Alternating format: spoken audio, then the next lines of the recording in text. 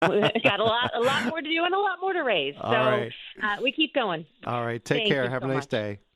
You too. Bye. All right. News is next at 8:30 here on your VOCM Mornings. Local news now. A VOCM news update. This news presented by Robotham Mackay Marshall. If you've been injured in an accident, make the call today. 576-CALL. At 8:30, we have mostly cloudy skies, temperature at 6 in St. John's. Good morning. I'm Sarah Strickland. A wanted man who had managed to keep a low profile for about a week wound up in the arms of the law yesterday. RNC issued an arrest warrant for the 33-year-old last Monday after he assaulted a woman at a home in the East End. He took off on foot, and the search effort by officers in the K-9 unit at the time came up empty. He was on the lam until about 4:30 yesterday afternoon when an officer on patrol near Blackwood Place spotted him walking down the street. The man bolted again, with the officer running behind him. The chase came to an end as he was trying to climb a fence. He's facing charges of assault and breach of probation. He was held for court. There were no takers in a recent government RFP seeking interest in the operation of the Marble Mountain Ski Resort. Once a winter recreation jewel on the province's west coast, the operation has been faced with challenges over the years, largely due to a succession of mild winters. The province has been trying to divest itself of the facility for some time, recognizing both its potential as a year-round tourist draw and the challenges of making it a commercial success. Government issued an expression of interest, which indicated that there was greater interest in purchasing the facility than leasing it from government. However, Tourism Minister Fred Hutton says the RFP closed on April 9th with no takers. Hutton says government remains committed to maintaining the resort as a tourism draw and will continue discussions with local interests to figure out how to proceed. So we're sort of back to square one a little bit on that, but what we are going to do is continue on with discussions with stakeholders in the area, town councils, and City of Corner Brook, to see how we proceed with this. But look, make no mistake, Marble Mountain is seen as a cornerstone of tourism in that portion, in that region of Newfoundland and Labrador, and we're fully supporting it. The capital city is ready to welcome the country to St. John's, with preparations for the Canada Summer Games now in their final stages. Mayor Danny Breen says he can feel the anticipation and the excitement building for the Games, which take place in August. Breen says all of the facilities that were either upgraded or built for the event are in good shape, and soon people will start seeing more banners and advertising. The mayor says St. John's is also prepared for the tourism aspect of being the host city. We've got some construction projects on the go that we're keeping in mind as we have people visiting the city. So we're working forward on those. We've increased our cleaning, particularly in the downtown area, to address some of the issues that we have that reoccur every year, and we're dealing with those. The bars, restaurants, taxis, hotels are all gearing up, and they're excited for the people visiting here.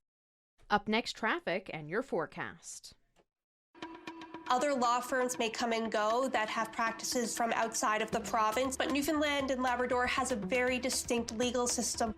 It's a very specialized process. Our firm has been the biggest and most prolific for a number of years. Give us a call. We'll tell you what your rights are. We'll explain everything. With thousands of cases settled, Robotham Mackay Marshall is the largest, most experienced personal injury law firm in the province. Make the call. The Easter Seals Luxury Cabin Lottery is on. This year's luxury cabin is valued at over $600,000. With so many wonderfully thrilling prizes, there's lots of chances to win. The early bird deadline is midnight, June 12th. To win either a 2025 Honda CR-V Hybrid or a Mazda CX-50 Hybrid. You can also win a $10,000 travel voucher from CAA. Lottery proceeds support Easter Seals' many life-changing programs and services for people with disabilities. Tickets are only $30. Get your tickets today at cabinlottery.ca. This VOCM Traffic, brought to you by Island Furniture. Enjoy free Metro delivery and a special gift for Dad with every purchase. Well, not too bad when it comes to driving conditions right across the island. Looking pretty good. Maybe some foggy conditions for people in Channel Portobasque area. Still lingering there. Seeing the slowdowns at the Cloverleaf in and around the metro area for drivers coming out of CBS. It is still a long wait to get through there. Also seeing traffic backing up now in Kilbride on Bay Bulls Road as you get closer and closer to the lights there where a lot of people are coming off of Pitts Memorial, and they're coming off Pitts Memorial just in time because there are slowdowns building on the viaduct this morning as well. We're used to seeing these areas of slowdowns for sure. Let's see, what else can I tell you? Cornerbrook drivers, be ready tomorrow because Confederation Drive is going to close from West Valley Road to Massey Drive. I just want to plant this early. That's your VOCM traffic. I'm Jerry Lynn Mackey. This VOCM weather brought to you by Cowan's Optical. We care about the health of your eyes. Eye exams now available Monday to Saturday. Call 722-EYES to book your appointment. St. John's Metro, rest of the Avalon and Clarenville, sun and cloud today. Northwesterly winds at 40 and a high of 21. Clear tonight, light winds, a low of 9. Sunshine tomorrow, high of 24. Central Newfoundland, sunny today, a high of 23. Clear tonight, a low of +4. Risk of frost and sunshine tomorrow with a high of 25. For the south coast, next couple of days, sun and cloud, a high of 21, except 12 along the coast.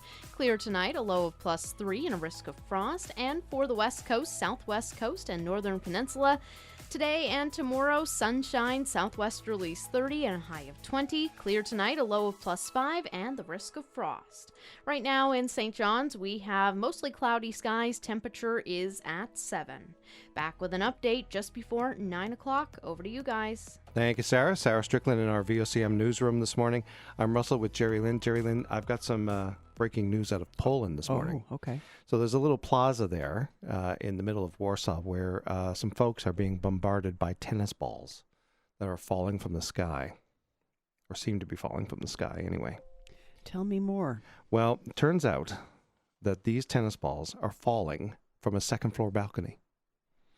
And they're being dropped by a playful pup who lives on that balcony. And so he drops the tennis ball down to the ground below him, and people walking by grab the tennis ball and toss it back up to the puppy so he can toss it back down to the crowd on the street. It's a game of catch. He's having a game of catch with passersby on the street. So everyone is just thrilled to pieces that they can play that game with that puppy there in Warsaw. Pretty awesome. Well, the capital city says they're ready to welcome the country to St. John's with preparations for the Canada Summer Games now in their final stages. VOCM's Richard Duggan speaks with St. John's Mayor Danny Breen about how the city's preparations are going. You know, there seems to be an excitement building in the city. There's you can feel the anticipation and the excitement for the Canada Games. We've begun now. You'll start seeing banners appearing and more advertising appearing. The facilities are all in good shape. Are just putting the finishing touches on them. So everything seems to be moving very well for the games. What about the tourism aspect of it? How is the city preparing for the influx of visitors to the city that are going to come from this? Well, you know, we've got some construction projects on the go that we're keeping in mind as we have people visiting the city. So we're working forward on those. We've increased our cleaning, particularly in the downtown area, to address some of the issues that we have that reoccur every year, and we're dealing with those. You know, the bars, restaurants, taxis, hotels are all gearing up, and they're excited for the people visiting here. Of course, our partners, Memorial University, where the Athletes Village is, and also where the new Fortis Canada Games complex and the redeveloped Accor Arena. They're preparing those sites as well. So there's a lot of work happening. But we're ready to welcome the country to St. John's.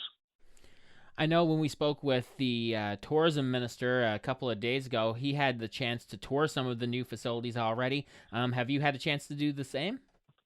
Yeah, I have. I mean, the new track and soccer pitch on Westland Road, the Fortis Canada Games complex is incredible. It's a beautiful facility. and one of the top-notch facilities in the country for track and field, in particular. I was just this morning had a look through the new performance center, which is at the track and the soccer pitch. And that's a really important facility because it allows for some indoor training, particularly with an indoor track,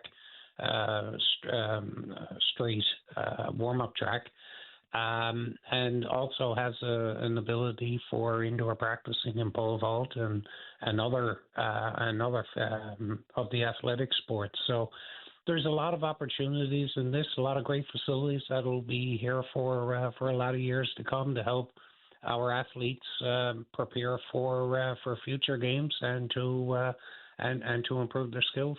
Have the Canada Games called you back to be a drill sergeant again for their volunteers? No, I haven't gotten a recall for that, but I can tell you that myself and the volunteers who did that, we had a lot of fun doing it, and we're getting a lot of reaction. I know our volunteer numbers are closing in on the 5,000 mark, so there's a lot of people that are going to be involved in these games, and we are, you just look around town and see the amount of work that's going to be completed in the logistical part of this, and just transporting people around. When you take 5,000 people and bring them into a city, and that number with parents and everything else and visitors is going to be well beyond that. You're going to see a lot more people on the streets. You're going to see a lot more activity, and there's going to be a real good buzz in the city for those 2 weeks in August. Love it. I cannot wait. That is St. John's Mayor Danny Breen. He was speaking with VOCM's Richard Duggan about the preparations that are now in the final stages for Canada Summer Games. It's 8:42. Imagine the coast of Newfoundland, the pristine beaches, the thriving wildlife. Now, imagine tons of plastic trash generated and dumped by the salmon farming industry. The wild fish vanishing, all that beauty gone. It's hard to imagine. That's why you have to see it. Rock Plastic Salmon, a film that shows all this damage and the inspiring locals standing up against it. Screenings near you. Go to rockplasticsalmon.com for more. Are you tossing and turning at night, unable to sleep because of mounting debt? Debt can feel overwhelming, but you don't have to face it alone. I'm Nancy Snedden, licensed insolvency trustee at BDO right here in Newfoundland. I'm here to guide you every step of the way so you can find peace of mind and finally rest easy. Call 1-833-BDO-TALK or visit bdodebt.ca to book a free consultation and discover your debt-free future. Listen to over 500 radio stations from anywhere in Canada with Radio Player Canada, the must-have app that's as Canadian as you are. Friendly, ready to party, great company. Enjoy every type of radio station, anywhere, anytime. Listen through your phone, Sonos, Google Chromecast, Google Home, Amazon Echo, Apple CarPlay, and Android Auto. Download the Radio Player Canada app today. It's where Canadian radio plays. Run the Rock is back for its 30th year. The crew of the HMCS St. John's will run this relay race over 900 kilometers across our beautiful province, July 3rd to 15th, raising money for Make-A-Wish Newfoundland and Labrador. Donate today and help create life-changing wishes for local children with critical illnesses. Follow the crew's journey on socials and make your donation today at makeawish.ca/runtherock. Help ensure every eligible child receives the joy of a wish. Donate to the 30th Run the Rock, July 3rd to 15th. Exciting news from Orem Homes. Their new St. John's location is opening this fall, offering exceptional senior care. They provide level 1, 2, and enhanced care, as well as seniors' apartments, all with the high standards Orem Homes is known for. Indulge in their famous Newfoundland menu. Spend time with friends and family in the cafe, library, or catch a film in the theater. Call 709-533-3321 to book your suite and get ready to discover a vibrant community where your senior years mean living the good life. Orem Homes, the best place to live. Shoppers Foundation for Women's Health is challenging us all to ask, how many women have we lost because of a late diagnosis? How many women have been overlooked because so little research funding goes to women's health? How many women have felt unseen because they can't access proper care? Maybe even you. Health inequities are harming women. It's why we're working to improve access to equitable and inclusive care. It's time to make women's health visible. Get to know the facts at shoppersfoundation.ca. Driving Newfoundland's highways? Akita Equipment, a local company, urges extreme caution. Heads up! Provincial way stations are high-traffic zones. Trucks merge and exit from both directions, creating serious risks. Your full attention and reduced speed are vital for safety. Akita Equipment is dedicated to secure transport across Canada. Whether it's reefer, dry-van, or open deck, we handle your full loads and LTL freight with the utmost care. Remember, Akita moves it all. We also provide new and used storage containers. For safety-focused transport, choose Akita Equipment. Learn more at akitaequipment.com. How's your hearing? The first signs of hearing loss can be subtle. Have you had trouble following conversations, asked others to repeat themselves, or been told your TV is too loud? If you answered yes, it's time to get your hearing checked at Belltone. This month, they're offering a free hearing evaluation and up to 40% savings on premium hearing technology. Early intervention is the best way to protect your hearing. So don't wait. Call Belltone and book your appointment. Take the first step toward better hearing health with Belltone. This VOCM weather brought to you by Cowan's Optical. We care about the health of your eyes. Eye exams now available Monday to Saturday. Call 722-EYES to book your appointment. St. John's Metro, rest of the Avalon and Clarenville, sun and cloud today, northwesterlies 40, a high of 21. Clear tonight with light winds, a low of 9. Sunshine tomorrow, high of 24. Central Newfoundland, sunny today, a high of 23. Clear tonight, a low of +4. Risk of frost. Sunshine tomorrow, high of 25. South Coast today and tomorrow, sun and cloud, a high of 21, except 12 along the coast. Clear tonight with a low of +3, risk of frost. And the West Coast, Southwest Coast, Northern Peninsula, next couple of days, sunshine, southwesterly winds 30 and a high of 20. Clear skies tonight with a low of +5 and a risk of frost. Get in the queue for Newfoundland and Labrador's biggest conversation. VOCM Open Line starts at 9, 709-273-5211 or 1-888-590-8626. VOCM. It is 8:47 here on your VOCM mornings. So a lot of us have respect for the nurses and doctors that do so much important work, but you know, the Association of Allied Health Professionals says they'd like a little love too. So to that end, the AARHP have launched a new campaign. They launched it on Friday, and they're promoting awareness and hope to gain respect for the important roles they play in the healthcare system. These are people like physiotherapists, occupational therapists, social workers, and psychologists, just to name a few. And that's a few of the more than 25 disciplines that they all cover. The union launched its We Are Here campaign during its biennial general meeting in St. John's last week, and afterwards, reporters caught up with the president of the association, Gord Piercy, as well as incoming vice president, Alison Hussey. So we really felt that the public and the people of Newfoundland and Labrador needed to understand a little bit more about who we are and what we do and contribute to the healthcare team. Your healthcare team is more than just nurses and doctors. We are physiotherapists, occupational therapists, social workers, psychologists, and we wanted the public to have a better understanding of who we are and what we contribute to their team. We really felt that there hasn't been a lot of awareness about the full complement of the healthcare team, and without knowing what there is out there to help you along your healthcare journey, it makes it much more difficult for you to advocate for your own health and well-being.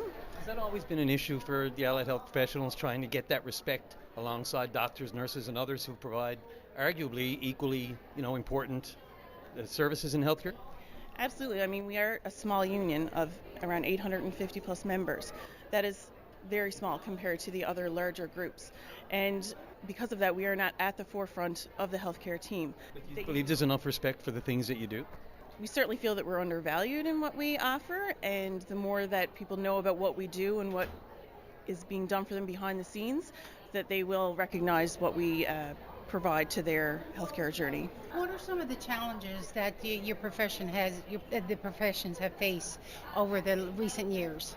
We've certainly struggled during the pandemic, and in the years since that, we are continuing to strengthen our membership and give them tools to help them through the work. Our members are struggling with problems that we haven't really. Some of this is very new for us.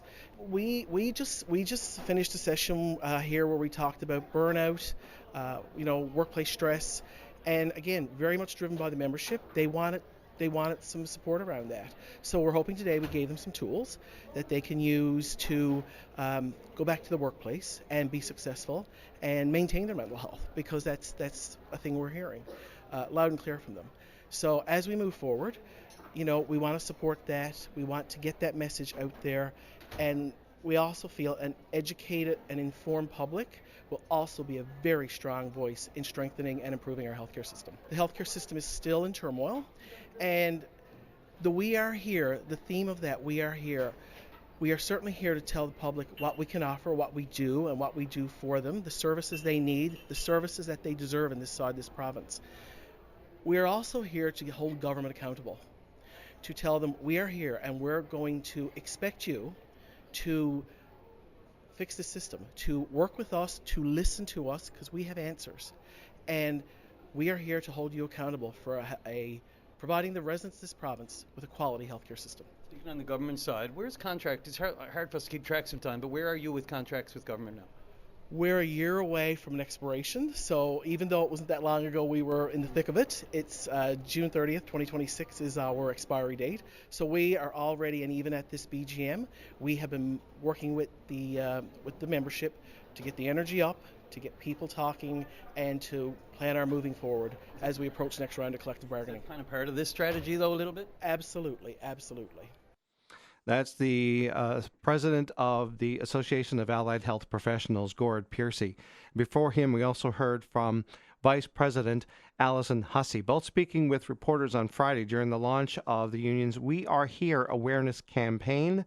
And it's meant to bring attention to a lot of health workers who don't necessarily identify as doctors or nurses, but certainly provide a vital role in our healthcare system. And my thanks to VOCM's Brian Callahan for collecting that for us here for our show this morning. And I was mentioning earlier today, I went on a bit of a mini road trip yesterday out to Placentia. It rained most of the way there and back, but you can still get some lovely vistas.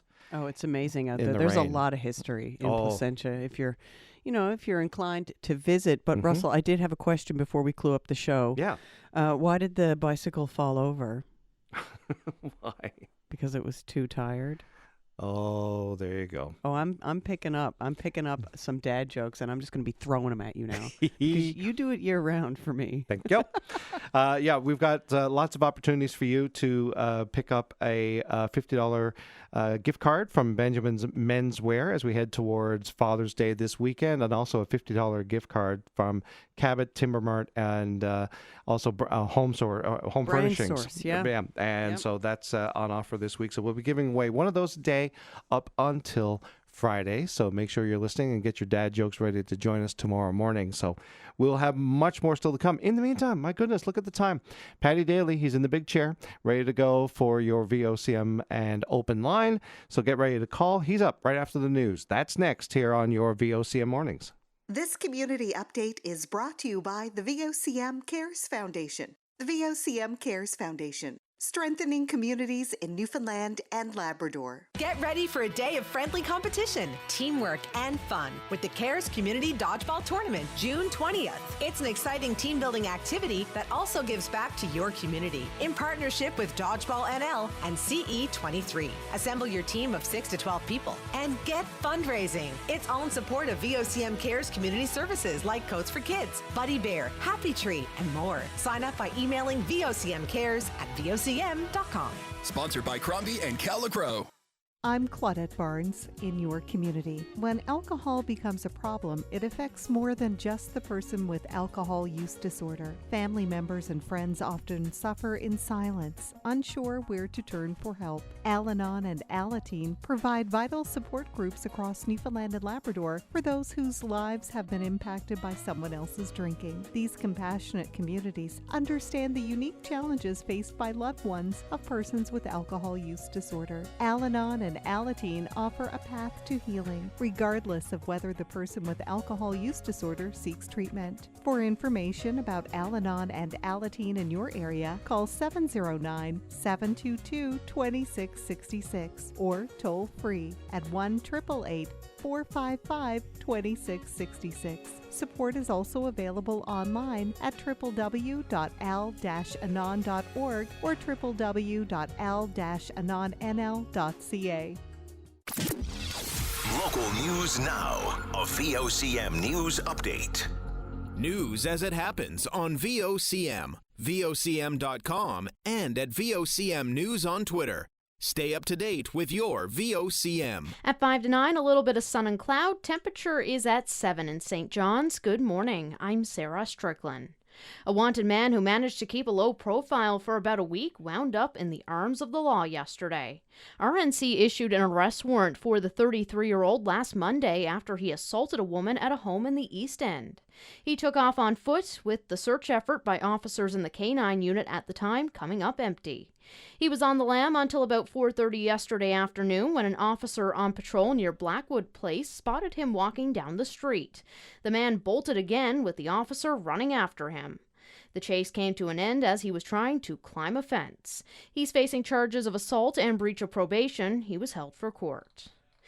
The Autism Society says respite care for families caring for children and adults needs to be professionalized in the same way the role of early childhood educators has evolved in recent years.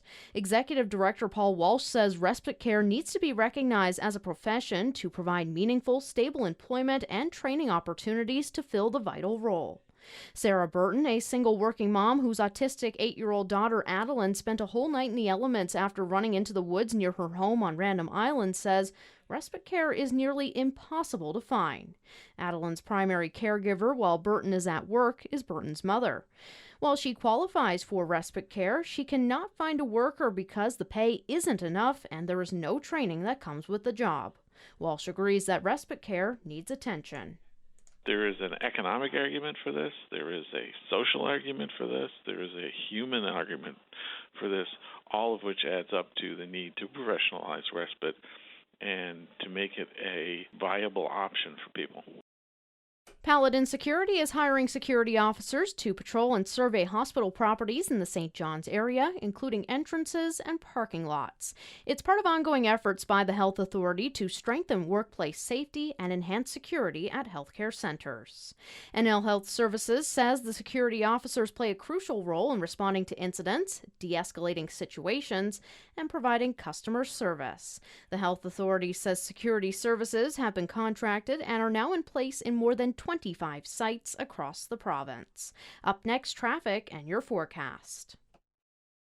Now more than ever, home is where the heart is, where your people come together, where hugs can flow freely, where you can turn up the volume and kick up your heels. Your peaceful place, your sanctuary, the place where you sleep in your own bed, cook in your own kitchen, play cards in your own living room. Let TLC handle the rest. Our heart, your home. TLC Nursing and Home Care, keeping you safe in your own home. Are you a homeowner still using oil to heat your home? Switch to a heat pump and save. Heat Pump Solutions is excited about the Oil to Heat Pump Incentive Program that will qualify you for a maximum rebate of up to $22,000. Many homeowners will incur no cost for this upgrade, but act fast before funding is exhausted. The qualification process is easy. Call today and learn how you can switch from oil to a heat pump and save. Heat Pump Solutions, Newfoundland's exclusive Lennox dealer. It's the information you need to get where you're going safely and on time. Up to the minute and accurate traffic reports. This is your VOCM traffic update. Well, we've got pretty good driving conditions right across the island. Some damp sections here and there and fog that is dissipating. A note from the Marystown Council. Creston South drivers, they're milling the pavement. They're starting today at Creston Boulevard. So that's in preparation for some upgrade work. You're going to need a little extra time to get through that area. But the milling should be all done by tonight. And Gander, there's a road closure planned on Sullivan Avenue. It kicks off today and it'll be ongoing until this Friday. So it's Sullivan Avenue between Metcalf Street and Caldwell Street. And it's a section of Sullivan Avenue that's closed this week for an ongoing capital project. That's your VOCM traffic. I'm Jerry Lynn Mackey. This VOCM weather brought to you by Cowan's Optical. We care about the health of your eyes. Eye exams now available Monday to Saturday. Call 722-EYES to book your appointment. St. John's Metro, rest of the Avalon and Clarenville, sun and cloud today. Northwesterlies 40 and a high of 21. Clear tonight, light winds, a low of 9. Central Newfoundland, sunny today, a high of 23. Clear tonight, a low of +4, risk of frost. For the South Coast, sun and cloud today, a high of 21, except 12 along the coast. Tonight, clear, a low of +3 and the risk of frost. And the West Coast, Southwest Coast, Northern Peninsula, sunny today, southwesterlies 30, a high of 20. Clear tonight, a low of +5 and the risk of frost. Right now in St. John's, we have a little bit of sun and cloud. Temperature is at 7. Back with an update at 10. I'm Sarah Strickland. This is VOCM Open Line. Call 709-273-5211 or 1-888-590-8626. The views and opinions of this program are not necessarily those of this station. The biggest conversation in Newfoundland and Labrador starts now. Here's VOCM Open Line host Paddy Daly. Well, all right, and good morning to you. Thank you very much for tuning in to the program. It's Monday, June the 9th. This is Open Line. I'm your host, Paddy Daly. David Williams. He's produced the program. Let's get the week off to a flying start. That requires your participation. So if you're in the St. John's metro region, the number to dial to get in the queue and on the air, 709-273-5211. Elsewhere, toll-free long distance, 1-888-590-VOCM, which is 8626. Well, so the first draft of the Quebec the Quebec Maritimes Junior Hockey League is in the books. Of course, the Newfoundland Regiment, new to the league, will kick off next season at the Mary Brown Centre. You wondered whether or not they'd get a shot at picking a couple of the locals who were very highly ranked. Lo and behold, got them both. Ben Vitch and Quinn Norman are both going to be members of the Newfoundland Regiment. Congratulations to every player who got drafted from this province or elsewhere, and let's see what kind of team the regiment can put together. All right, a couple of quick tennis notes.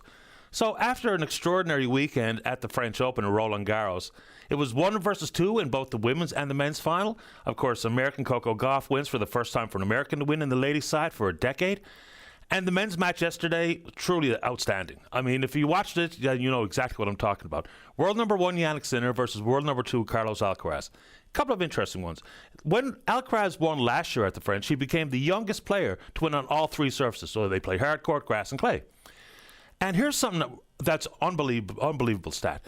World number 1 Sinner, since the start of 2024, the record against every other opponent is 91-3. Record against Alcaraz, 0-5. So obviously Alcaraz is his kryptonite. And then you think about one of the best Spanish players of all time, of course, Rafael Nadal.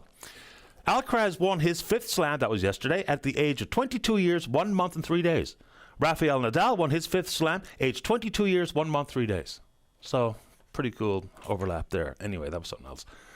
And you hear me talking about Summer McIntosh, one of the premier swimmers in the world, Canadian, 18 years of age.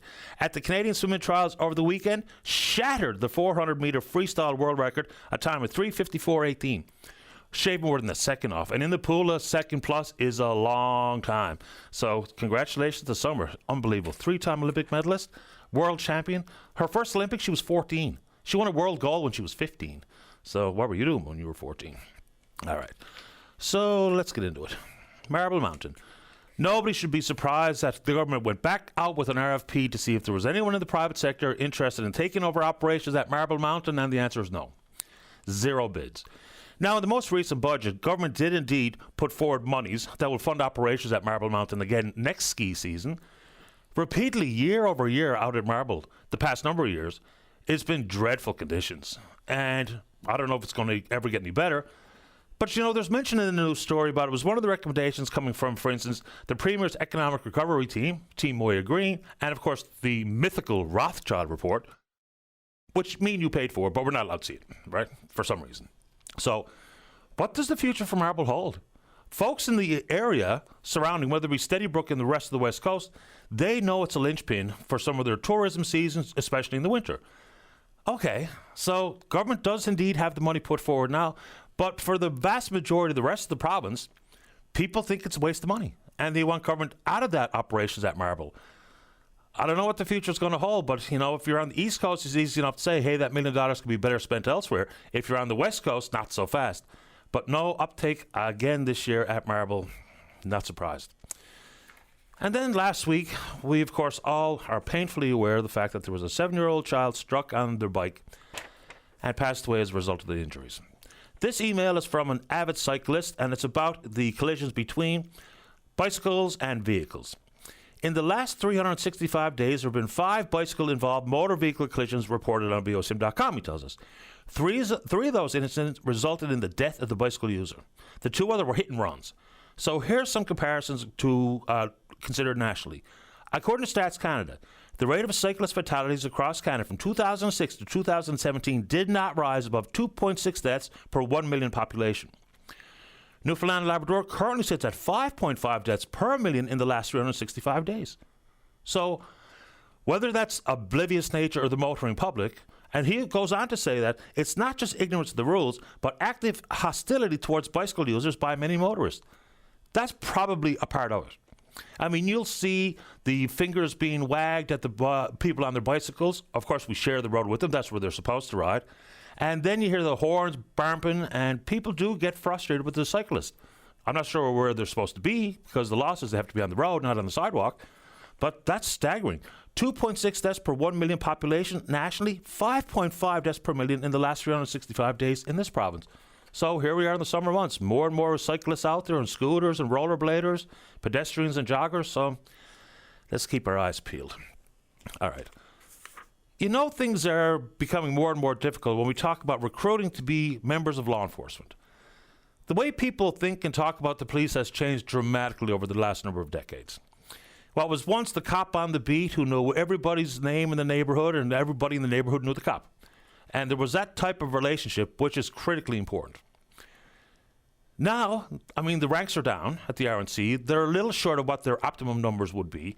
We don't have any information, for instance, surrounding how many members of the RNC might be on long-term leave for a variety of reasons. We know the vacancies in the RCMP, but now the RNC, in an effort to recruit more to come into the fold, there's a $15,000 bursary granted to every successful RNC recruit, and that's based on a 3-year return and service agreement. So we know they have to go through a 32-week cadet training program at the Atlantic Police Academy on Prince Edward Island. So obviously things are probably looking down the road. Now, whether this be the number of members of the RNC who are set to retire in the near future, and or vacancies period in the ranks, and or the numbers on long-term leave, fact of the matter is now dangling $15,000. It's not that long ago, it was extremely difficult to get into the RNC, especially difficult to get into the RCMP, but now both law enforcement agencies are looking like they're struggling to keep the numbers of recruits and the number of active officers at their optimal levels. And we know both of those agencies are below the so-called optimal levels of staffing, but $15,000, I think that will probably help. What do you think? And this one here, I'm always kind of torn as to how to even speak to these numbers. You know, we mentioned the Rothschild report and the Moya Green report, and they're talking about divesting from a bunch of things. Marble Mountain and Bull Arm, which is ongoing, then our oil assets offshore, motor vehicle possibly, the NLC, which no one's ever really made a move on. Government has never even given us a clear definition of what divesting the liquor corporation means. It doesn't mean that the $200 million a year come to the provincial coffers goes away in full, because, of course, maybe expanded opportunities, maybe more jobs, even though probably not getting paid the same, and the excise tax applied to alcohol. So when we talk about the numbers, it always comes across as good news about how much booze the NLC sells and how much, in this case, cannabis the NLC sells. Now, some of this is as a result of more stores being open, but apparently the corporation says sales have jumped by 16% in the last fiscal year. So there's been, a dozen or so stores that have now opened. And, of course, that will lead to the increase in sales where some people who didn't live in close proximity to a legal outlet were probably still buying it off their drug dealer buddy.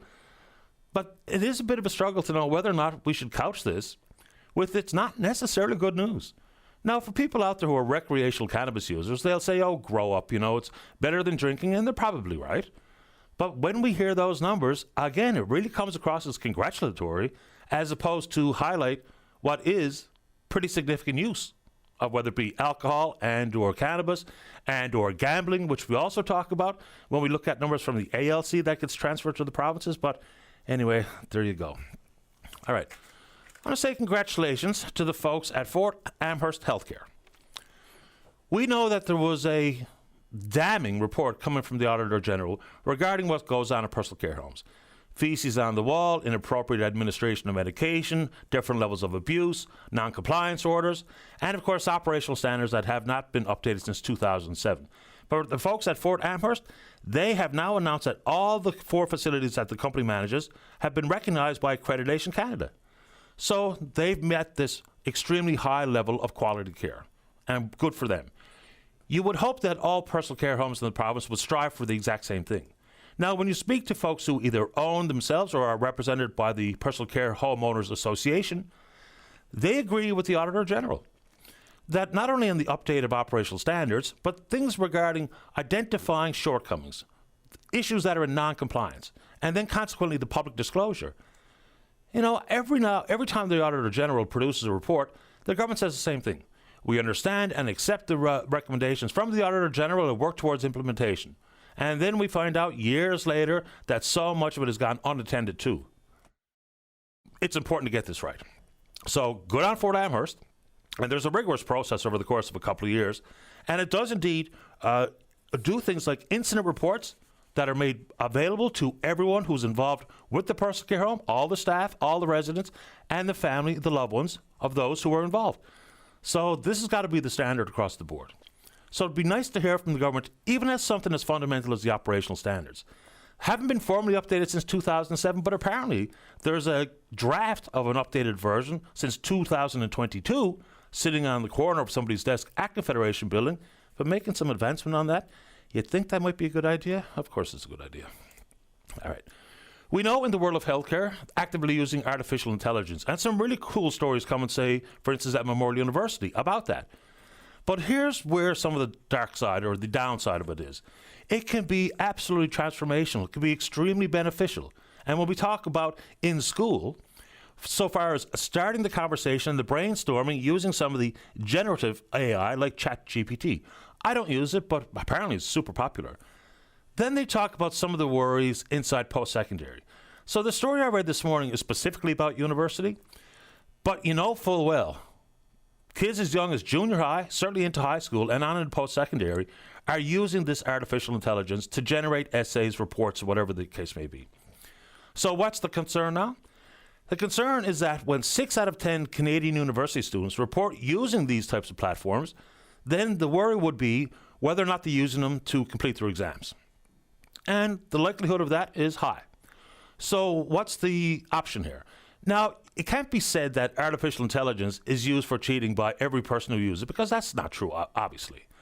And if it's a starting point for additional information to be generated that you can use to study to further and well round your understanding of an issue, terrific. But what are they moving towards? Some universities are moving towards oral exams to eliminate the possibility of AI cheating and long handwritten essays. Here's what's fascinating. If you're my age, this is sort of a strange one. The problem for some universities is that many of their students, most of their students, they haven't done anything with a pen in hand for years. And so the likelihood of it being a realistic move to have a handwritten exam, pen and paper, is remote. I mean, just think about it. I'm in my mid-50s. And to know that so many people in university have not used a pen in their hand for years, and so consequently trying to do a handwritten exam would be a problem. Then they go on to talk about in the story about the fact that so many people don't have even a base knowledge of how to do cursive write. I mean, I find that to be just mind-boggling. Why? Well, because we grew up with it. We were taught how to write in school. And yes, I know the keyboard is in everybody's hand, and it certainly is really easy to use. And I've mentioned this before. Like in Ontario, they eliminated the requirement or the mandate to teach cursive writing, but they brought it back. Not just to prepare university students to write a handwritten exam, but for the benefit of cursive writing for your brain function. So they talk about fine motor skill development, brain development and connections. Just think about it out loud. Every key on the keyboard feels exactly the same. The R and the S and the T feel exactly the same. If you use a pen to write an R, S, or T, they're all different, require different brain functions, and it has improved memory, improved spelling, improved comprehension, improved speed and fluency, better spelling. So maybe, just maybe, it's time to bring it back. And even if you talk about some research that you might be doing and trying to look at some historical documents, if you can't write cursively, you probably can't read it either. So I think it's probably time. And I know inside the world of education, in the K-12 system, not the biggest concern, but a complementary enhancement of brain function and cognitive skills and reading and writing and fluency might not be a bad idea. What do you think? Anyway, you want to talk about it? We can do it. How are we doing out there this morning, David? Let's get at it. Since I spoke about this story on the program last week, the number of emails from families who have children waiting for speech therapy, some of the stories are devastating. So sometimes we hear about wait lists and wait times. And if you're trying to get in to see a speech pathologist, depending on where you live, it could take 18 months, maybe 24 months. The problem is not that there's not speech therapists around.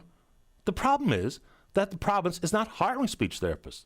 And not everybody has the capacity or the resources to go to a private offering. And I'm sure many of the families that I've heard from, they've said exactly that. We simply cannot afford it. And so consequently, their child is waiting in the wings. It could be issues regarding speech delays, different speech disorders, language delays, fluency disorders, swallowing and feeding disorders, which apparently speech pathologists, speech therapists can be helpful on that front. So what's going on here? Even when you look at some of the most recent news regarding 10-year plan for health human resources, apparently of the 21 healthcare professionals listed, speech language pathology was not one of them. So just think about it. You have a child who needs this type of therapy, and by the time they're ready to enter kindergarten, they're probably just beginning their treatment. So obviously, they're going to get off to a horrid start in school. So while we talk about all the vacancies through all the different disciplines that we talk about a lot on this program, speech therapists have not been included in even the province's own human resources plan. There's got to be something missing. That's got to be an oversight. Because if it's not, then there's a certain level of incompetence involved here. Because if there's speech pathologists out there who could be working in the public sector, reducing the wait times and helping more and more children initially get assessed and then to get the treatment they require to have a reasonable shot at having a good go at kindergarten and then through primary, elementary, junior high. I mean, anyways, I've heard from so many families and some of their stories are just horrendous. And one family in particular, onto a second mortgage on the house for one sole reason, just to get some help for their child that the province could be providing. So that story has brought an awful lot of email volume. Anyways, let's talk about it. So finally, we see that the daycare facility out in St. George's has been approved by the province. We've spoken to folks in that region. We spoke to another fellow who's trying to open, Cody Hardy's his name, trying to open another daycare facility to add 2 to their fold. They got 1 in town, trying to open 1 in Kelligrews.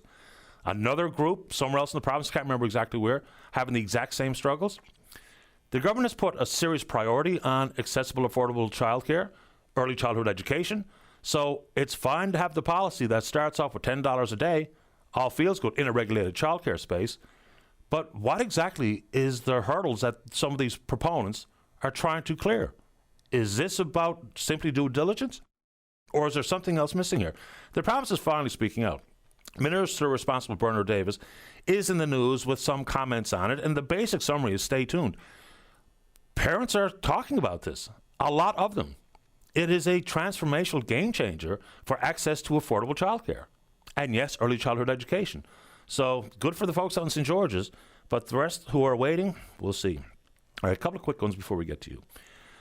All right, some news coming from Hydro-Quebec about Gull Island. And Gull Island is far more advanced in planning than many people realize. And that comes directly from Jennifer Williams. So they're talking about beginning some of the temporary infrastructure, work camps, roads. They're going to start that next year. They're talking about the Churchill Falls extension to begin in 2029. Good news for the folks at Trades NL. Apparently, they have about 70% are unemployed. Had a caller last week about giveaways and creating jobs and opportunities here for Newfoundlanders and Labradorians. 100%. And of course, we've got to have a keen focus on that area. What we don't have here is a firm understanding of what a benefits agreement would look like insofar as hiring. So we're told to be just like Muskrat Falls. Qualified Indigenous people in Labrador, then qualified Labradorians, and qualified people from the island, qualified people from the rest of the country, and then around the world. It'd be nice to see some of that in writing because, yes, for folks making the long-distance commute to fend for their family, is, of course, extremely difficult. And I don't think I'm built for it, but we're told Gull is on track. And remember, Hydro-Quebec, if and when they proceed, they're going to pay our $3.5 billion for our equity stake. And if it does not proceed, they're still going to have to pay us $1.5 billion. I don't know what the timeline is for that particular default possibility, but information coming out on that front. I know the Tories are asking for an investigation into the amount of unprocessed crab that's leaving the province. The FFAW have been very vocal on this, rightfully so, representing the members who are working in the plants and just the industry at large. But then, if the plants are not at capacity, but the crab is coming in, it's eerie silence coming from the Association of Seafood Producers. Haven't heard anything from them on that front. Oh, this is something on behalf of a listener. Apparently, it's 20 years ago today since American aviator Steve Fawcett flew a replica of the Vickers Vimy aircraft, St. John's to Quebec City. And of course, that's the aircraft used in the infamous, famous Alcock Brown flight. Of course, I put that out there. We have a rich aviation history that probably doesn't get enough attention.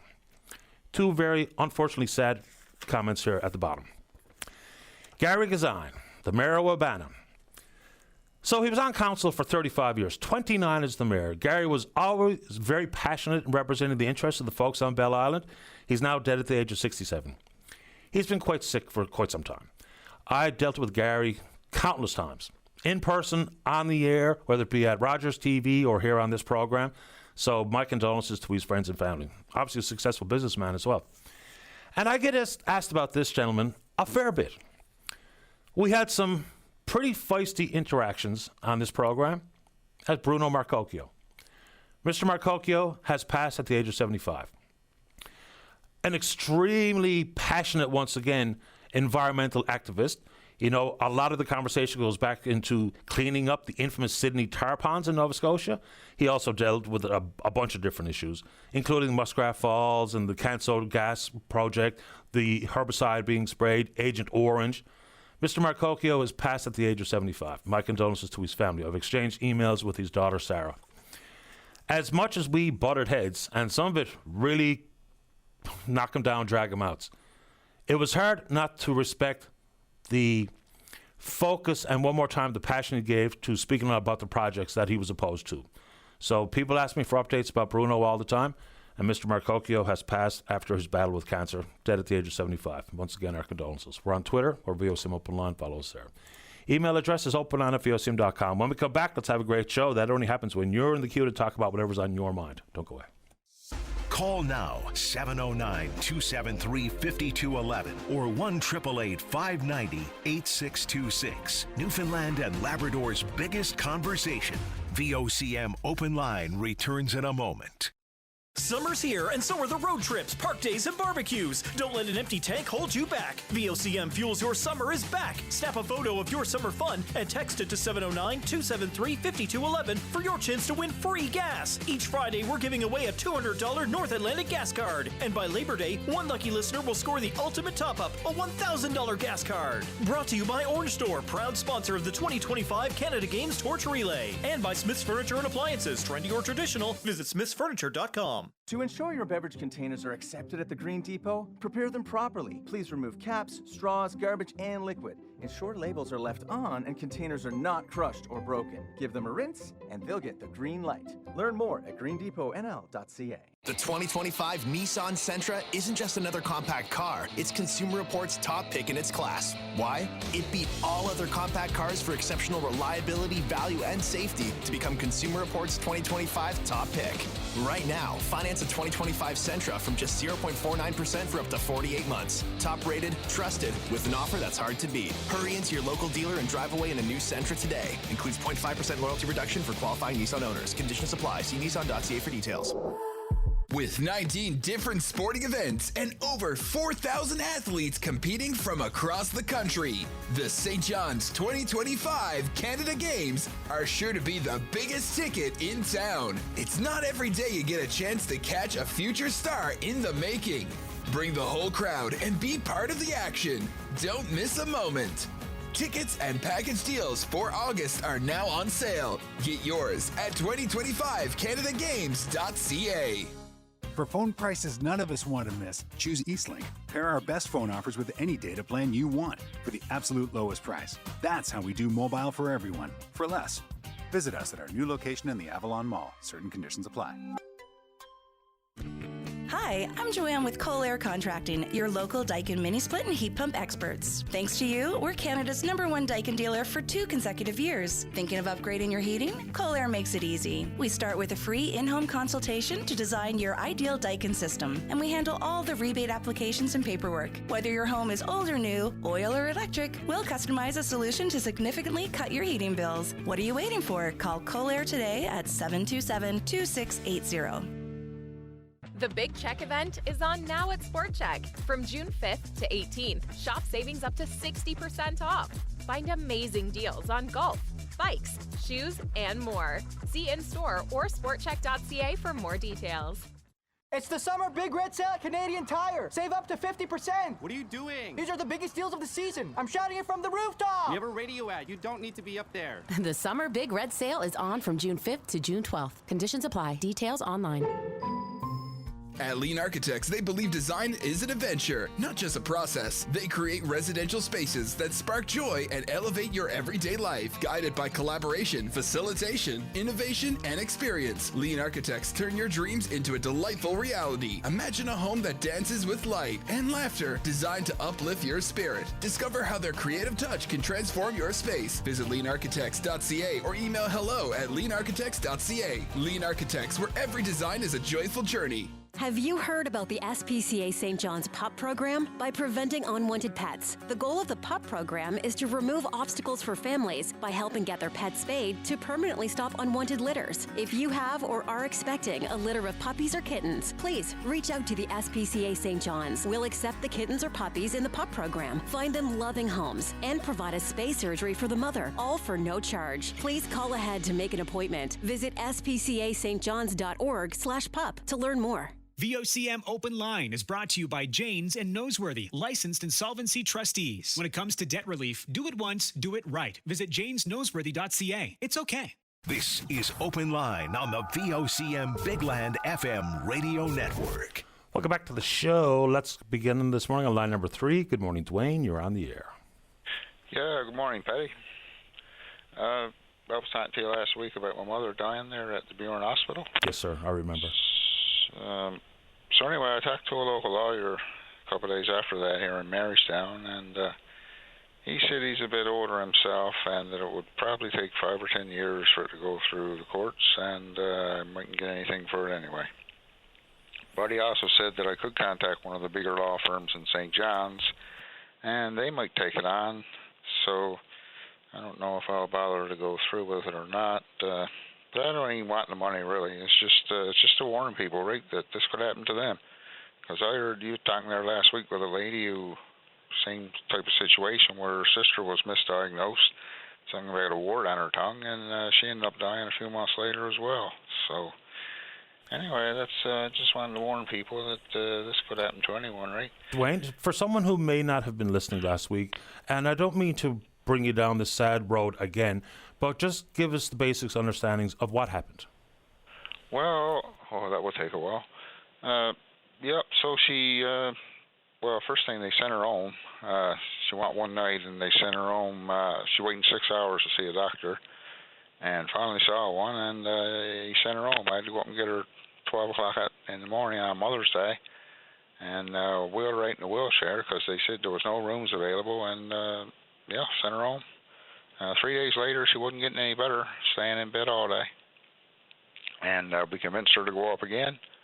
Brought her up that day. This time she saw a different doctor, although he was actually there the first night, and he said she wasn't, that night, the first night, Mother's Day, he said she wasn't a top priority. He wouldn't even look at her. He was like, oh, she's not top priority. There's people here more sick than her. Well, it's 80 years old in a wheelchair, more sick than that, I guess so.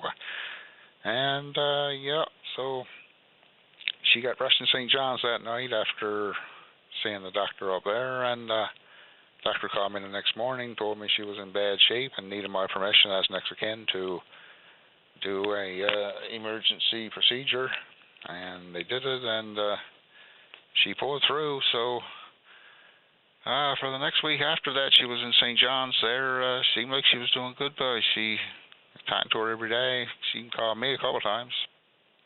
And seemed like she was, as far as being able to talk and that, like before she went in. So they sent her back out here to Bjorn after a week. And she was doing pretty good for the first couple of days. I was up to see her. She was going to the washroom herself. She had to use the walker, but the nurses didn't have to help her or anything. And she was talking fine, really herself, right? And so anyway, they sent her out here on a Thursday. So I was up Thursday. Friday I went up, and this doctor came in. So I seen this myself. This doctor came in, and he told her she had pneumonia, and that she needed to go on this medication, and that she will be released in a week, possibly 3, 4, or 5 days, best case scenario. So that's what I'm thinking at the time, right? Didn't tell me. They never did tell me any different than that. So a few days went by, and Wednesday, I guess it was Wednesday, yeah. Wednesday, they said they took 1.5 liters of fluid off of her lungs on Wednesday, and so after that, it was completely downhill from there. Like I saw her that day Wednesday after they had done that procedure, and she was very weak, but she was still talking and everything. And the next time I went up Thursday, they had moved her to a different room, and this time, like, she was completely different from what she had been before she had this fluid took out her lungs. The next day, Thursday and Friday, but she was completely out of it. I mean, hardly could speak, hardly sit up in bed, and you could hardly understand what she said when she did speak. So that was Thursday and Friday.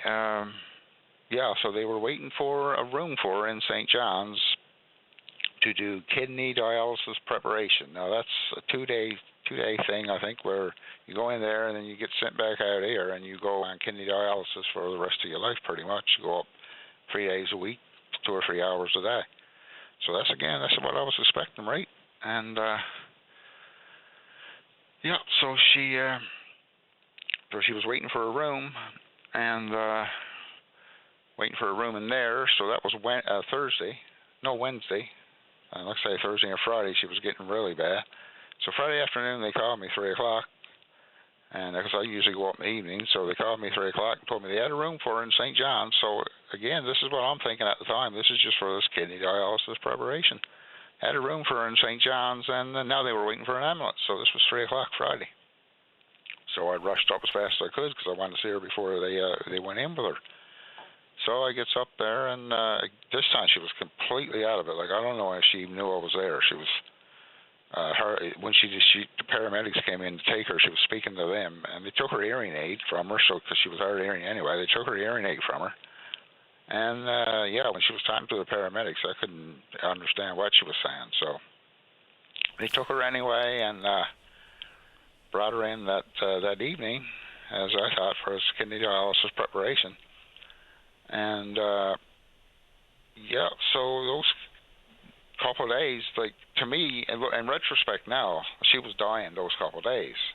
I didn't realize it at the time. No one told me, right? So, to me, she was dying. I thought a doctor should have called me and said, okay, your mother's up here. She's in really bad shape. She's dying. To me, she was just going in for kidney dialysis preparation. That's what they told me. So anyway, they took her in Friday, and Friday evening I called in, 10 o'clock. That's about the time I figured she would have got in, and spoke with a nurse, and she said she was there and she was stable, and called back the next day. So I went to bed Friday night thinking, everything's okay.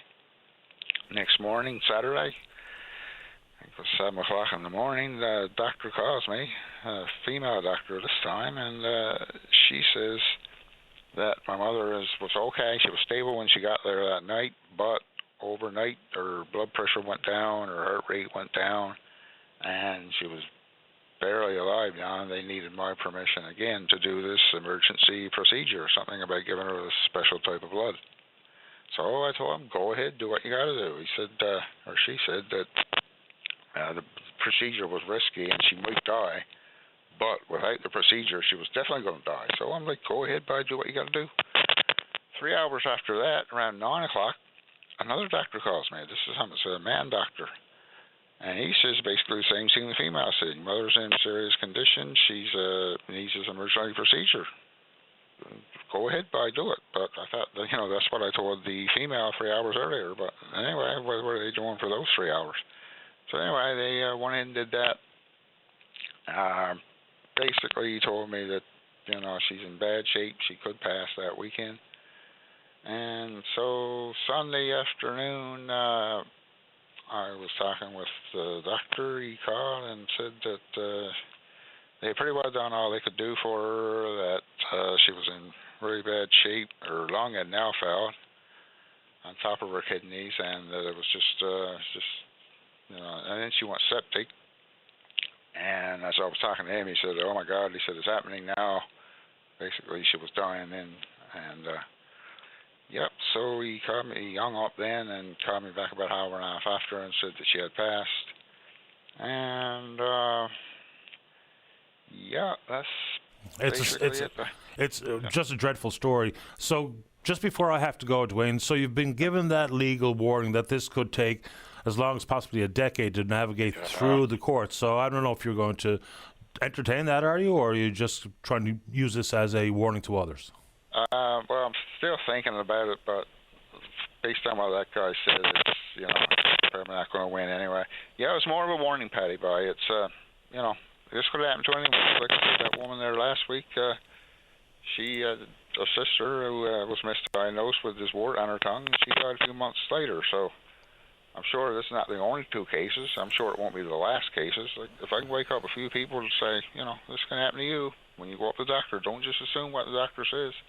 Pay attention, and it could happen to you. Dwayne, once again, my condolences, and people can hear the story as you've told it and proceed as I think you advised. It's nice to have you on the show again, Dwayne. I wish you well. Thanks, Patty. You're welcome. Take care. Bye-bye. And that's not the only two stories. That much I can guarantee you. Let's take a break. When we come back, Thomas in the queue, picking up, I guess, on something I mentioned off the top of the show about biking and safety. So just for context one more time, according to Stats Canada, the rate of cyclist fatalities across the country from 2006 to 17 did not rise above 2.6 deaths per 1 million population. In the last 365 days in this province, Newfoundland and Labrador currently sits at 5.5 deaths per million. Let's take a break. Thomas, you're next. Don't go away. Call now, 709-273-5211 or 1-888-590-8626. Newfoundland and Labrador's biggest conversation. VOCM Open Line returns in a moment. This product may not be right for you. Always read and follow the label. Does your sweet tooth sometimes derail your otherwise healthy diet choices? Zukrin by New Nordic uses natural mulberry leaf extract to help support healthy blood sugar levels. Mulberry leaf has been used for centuries in Asia to help limit sugar intake. So if sugar cravings are impacting your weight management, then try Zukrin. Zukrin is a great complement to your healthy lifestyle and a secret weapon for keeping sugar under control. Zukrin is available at Shoppers Drug Mart, Loblaws, Jean Coutu, or Superstore, or find it online at Amazon or newnordic.ca.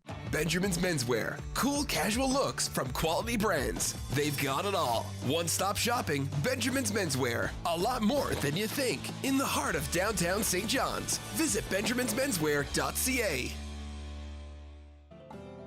Persons with disabilities are choosing Hancock Financial Solutions for their registered disability savings plans. We have worked with Dion and his team managing our son's RDSP. The best move we ever made was to give them a call. Open an RDSP today. For more, call 709-634-0071 or HancockFinancialSolutions.ca.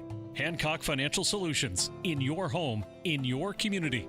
Mutual funds offered through Investia Financial Services. Join Canada's Circus Spectacular in Placentia for the best in family fun. Monday, June 9th at 4:30 and 7 p.m. at Unity Park Arena. Get ready for the most thrilling show of the year, completely reimagined circus fun. Witness an all-new cast of daredevil motorcyclists, spellbinding aerialists, comedic clowns, jugglers, acrobats, and much more. It's the all-new Canada's Circus Spectacular. One day only, Monday, June 9th at 4:30 and 7 p.m. at Unity Park Arena. Save $5 with the code RADIO. Tickets available at circusspectacular.com. At Academy Canada, we've been helping students achieve their dreams since 1985. With over 40,000 graduates and counting, we're proud to be the trainers of Newfoundland and Labrador's future workforce. Choose from our 35 hands-on programs in trades, healthcare, business, criminal justice, animal care, and more. Our flexible learning options, expert instructors, and career-focused courses will get you job ready in 2 years or less. Your future is waiting. Visit academycanada.com today and come take your place. Discover the power of solar with NL Off-Grid Solar Solutions. Say farewell to noisy, expensive gas generators at the cabin. Our custom solar systems offer you affordable, quiet energy, harnessing the sun's limitless power. Visit nloffgrid.ca today. Concerned about rising solar panel prices? Act now. Prices are expected to rise by 15 to 20%. All our monocrystalline panels are on sale and come with a full warranty. Don't wait. Secure your sustainable energy future with NL Off-Grid Solar Solutions. Tee up for care at the Healthcare Foundation's annual Gurney Cup Golf Tournament, happening Tuesday, June 19th at the Wilds Resort. Enjoy a day of golf and community impact, with all proceeds supporting adult healthcare right here at home. Don't miss your chance to play around and make a difference. Learn more at healthcarefoundation.ca. That's healthcarefoundation.ca. Proudly presented by Bel Air Direct. Summer rollbacks are on now at Walmart, and you can save on over 8,000 items, both in-store and online. Save $1 on a 455 milliliter bottle of Kraft barbecue sauce, now only 97 cents each. Walmart. Save money. Live better. Are you ready to live your best life in a retirement residence that offers the best locations, services, and activities? At Kenny's Pond and Tiffany Village, we provide affordable living options for those who are ready to make the next steps in their retirement living journey. Give us a call today and learn all about our Studio Spring promotion. Contact Jennifer and Pat from Tiffany Village at 709-722-7999. Call Adam from Kenny's Pond at 709-738-1611 or visit tvkp.ca.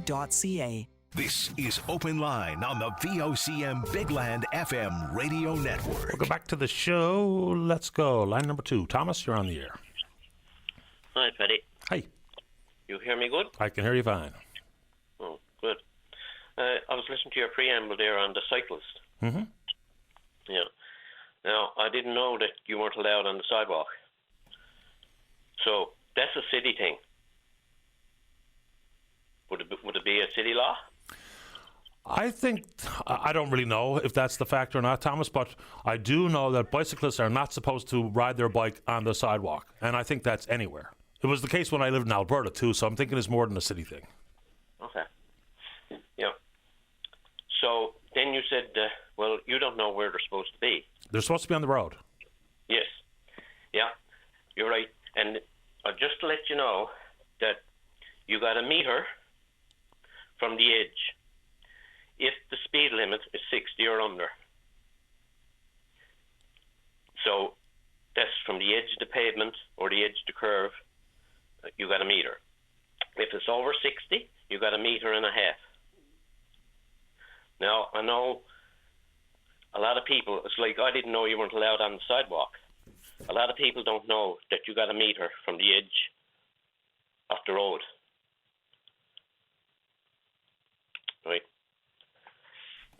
So I just wanted to let you know that I did, and that is, I went in under the federal law. That's federal. That's right across. You got a meter. And it kind of sounds like a lot, but not particularly. No. Oh no. No, and that's just like in the 60s. So that's like more or less going through its community. If you get over 60, you got a meter and a half. I just saw this float in out of the corner of my eye. Apparently there are exceptions. For children under a certain age, for example, in Toronto, it's under the age of 12. So some of that makes sense to me, obviously. And then it also goes on to say that in most Canadian cities, including St. John's, it is generally not allowed to ride a bicycle on a sidewalk. Bicycles are considered vehicles under provincial traffic laws, and cycling on sidewalks can create hazards for pedestrians. So that's what someone just wrote. That all makes sense. Yeah. Yeah. But the meter and a half, you haven't got nothing on the meter and a half, or the meter? No, this is just what someone wrote me in an email. I just saw it floating as we were talking. They made no mention of the meter or meter and a half, simply about the fact you're not allowed to ride the bike on the sidewalk. Yeah. Okay. Yeah. it is a metre and a metre and a half. So I guess some of the frustration for some motorists, like I encountered this, let's say a few weeks ago, I had to go down Waterford Bridge Road. And there was a cyclist that was slowing down the traffic, and that person was, dressed like they were in the Tour de France, and they were right out in the middle of the road. And so they're not supposed to be there, as you just mentioned, but we do share the roads with people on bicycles, and people need to be made aware of it. And yes, you can be frustrated if they slow you down. And yes, if you're a cyclist, please do indeed do exactly what Thomas has said.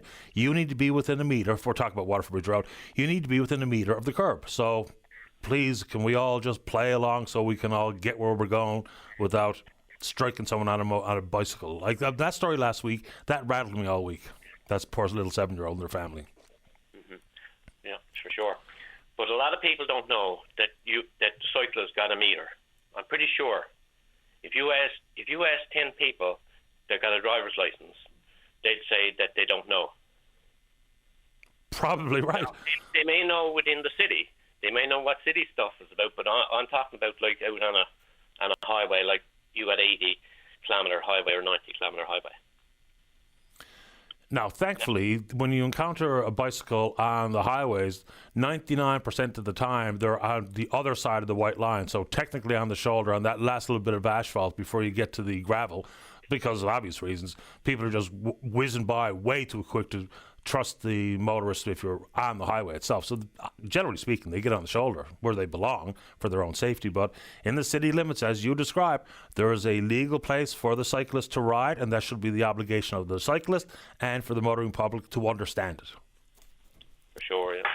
Thanks for looking that up for me, Thomas. I don't think I even knew that. Yeah, no, I didn't until not too long ago. Yeah, just said I'd let you know. And I appreciate you doing it. Thanks a lot. Okay, thank you, Paddy. You're welcome. Bye-bye. So there you go. It's helpful information. So there are no federal laws on this front. So apparently it is up to decision makers at the municipal level. But even when you just think about it a step further, if you're a pedestrian, then of course sharing the sidewalk and the size of the sidewalk with a bicycle is probably virtually impossible for both to be able to pass and not to impede either or. So anyway, it's interesting what people are willing to look up to give us a bit more information. And to that end, did bring this up last week about electric bikes. There's at a certain speed, and some of them are really quite quick. At a certain speed, should they not be insured? Should people not have to have a license like everyone else who's out on the roads? Not under the power of their own two legs and their own pedal bikes, but some of the electric bikes are really fast. So should they be treated differently than pedal bikes? What do you think? Let's take a break. Don't go away. Call now, 709-273-5211 or 1-888-590-8626. Newfoundland and Labrador's biggest conversation. VOCM Open Line returns in a moment. I'm Jillian Ryan, audiologist at New Life Hearing. Every patient tells a different story. Bob came to New Life Hearing in denial about his hearing loss. He felt his family and friends mumbled when they spoke, and that was why he was asking for so much repetition. He attended the hearing assessment with the support of his family, and through counseling and appropriately programmed hearing aids, Bob got his life back and wished he had done it sooner. Do you see yourself in Bob's story? Check out our website reviews to read other patient experiences, and contact the audiologist of New Life Hearing to start your hearing journey today. In Canada, the rights of all workers, including temporary foreign workers, are protected by law. If you're a TFW, you have the same rights and protections as Canadians and permanent residents. The Association for New Canadians is here to support you and answer your questions. Call us at 1-833-316-5839 or email nltfw@ancnl.ca. This is a free service available no matter where you are in Newfoundland and Labrador. Get ready to save. Mark's This Is Big event is on now with up to 60% off regular price items. Score amazing door crashers. Plus, spend $30 or more and get a free 2-pack of Matrix drywear socks. Save big with 25% on all regular price Skechers slip-ins and sandals and 40% off selected kids' clothes. Don't miss out on Mark's This Is Big event on now. Visit Mark's in Galway or Kelsey Drive. Moving can be a lot of hassle. New house, new town, new job. So don't go it alone. Make your next move stress-free with Household Movers and Shippers. With over 70 years experience, they can take care of all the details, from packing and protecting your valuables to getting you settled in your new home. Whether it's across town or around the globe, they can even store your items. Household Movers and Shippers. Whether you're moving locally, long distance, or even internationally, they're your relocation specialists. Online at householdmovers.ca. For phone prices none of us want to miss, choose Eastlink. Pair our best phone offers with any data plan you want for the absolute lowest price. That's how we do mobile for everyone, for less.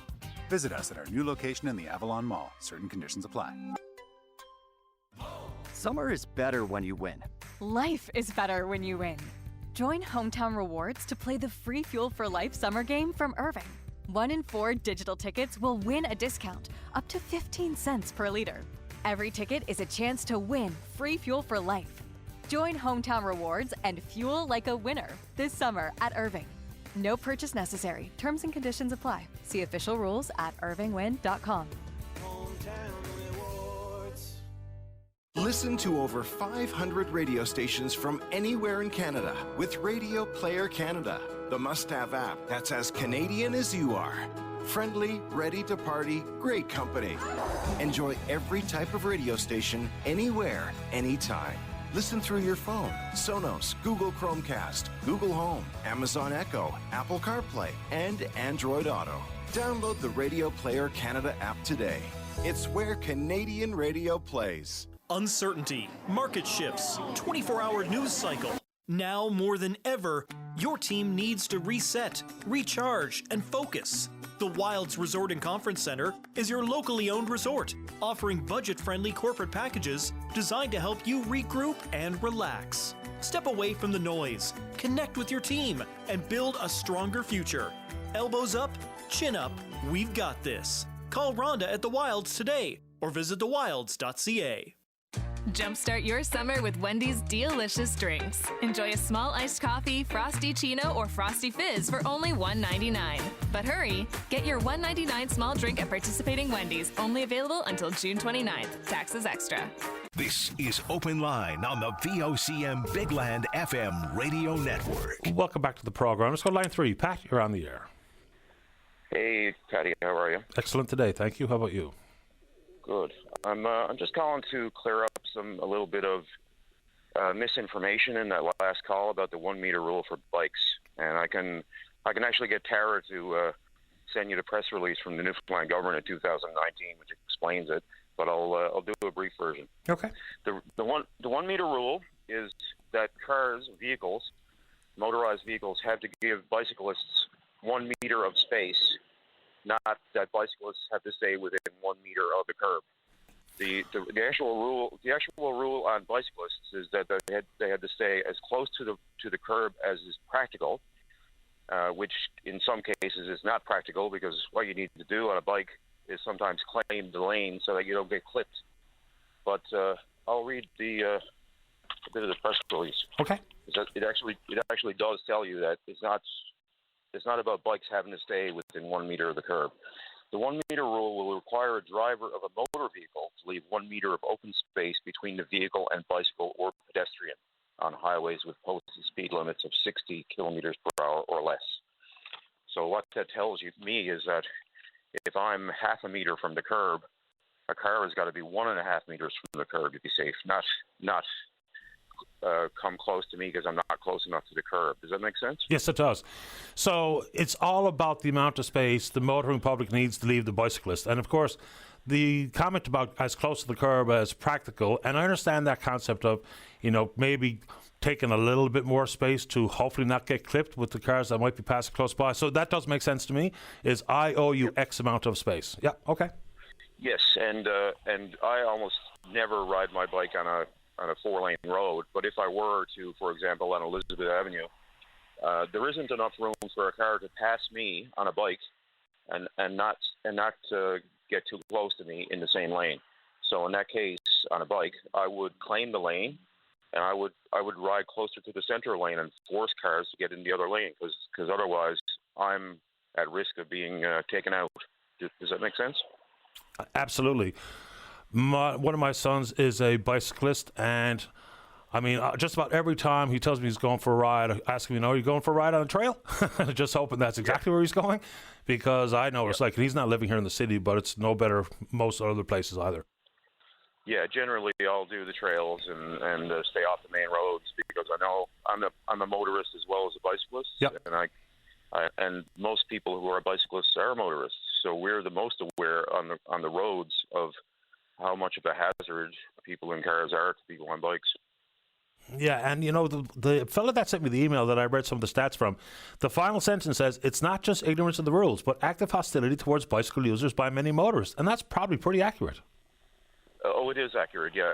And also, I would recommend anyone on a bike use a sports camera. I have a GoPro attached to the handlebars on my bike, and it won't protect me from being killed, but at least the idiot who killed me will be on video. Does that make sense too? Absolutely. Same thing I think should be applied to school buses front and back. Oh, for sure it should, yeah. Oh, boy. Okay, well, I've taken up enough of your time, and I'm going to get Tara to send you that press release, just so you know I'm not making this up. Well, it makes a lot of sense, and I'm glad you took the time to call with the information. And please do have Tara send that along. That would be helpful. Yeah, we'll do. Thanks. Thanks, Pat. All the best. Bye. All right, bye-bye. Here you go. Let's see here. Where to now, David? I've been paying much attention to that queue. Let's go to line number 1. Good morning, Dale Lewis. You're on the air. Good morning, Patty. This is Dale Lewis calling. I'm calling from Lewis Valley. I just want to announce that I'll be seeking the Liberal nomination for Fogo Island Cape Friels in the next provincial election. Have you been involved in politics before, Dale? No, I'm a retired RCMP officer, retired here about 5 years ago, and worked throughout this area, coaching the youth, involved with seniors, transportation, and I really like the area. And we retired here, like I said, we call it home. 5 years, I was too young, so I'm getting bored in the last 2 years, and I think politics would help me there and get out and help the people. So, you talk about helping the people. Two things.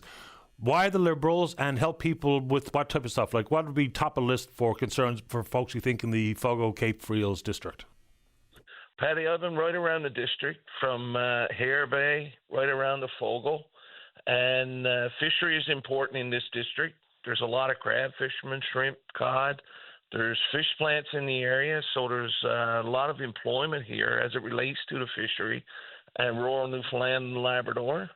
I've spoken to the healthcare representatives, nurses, management, and ambulance service.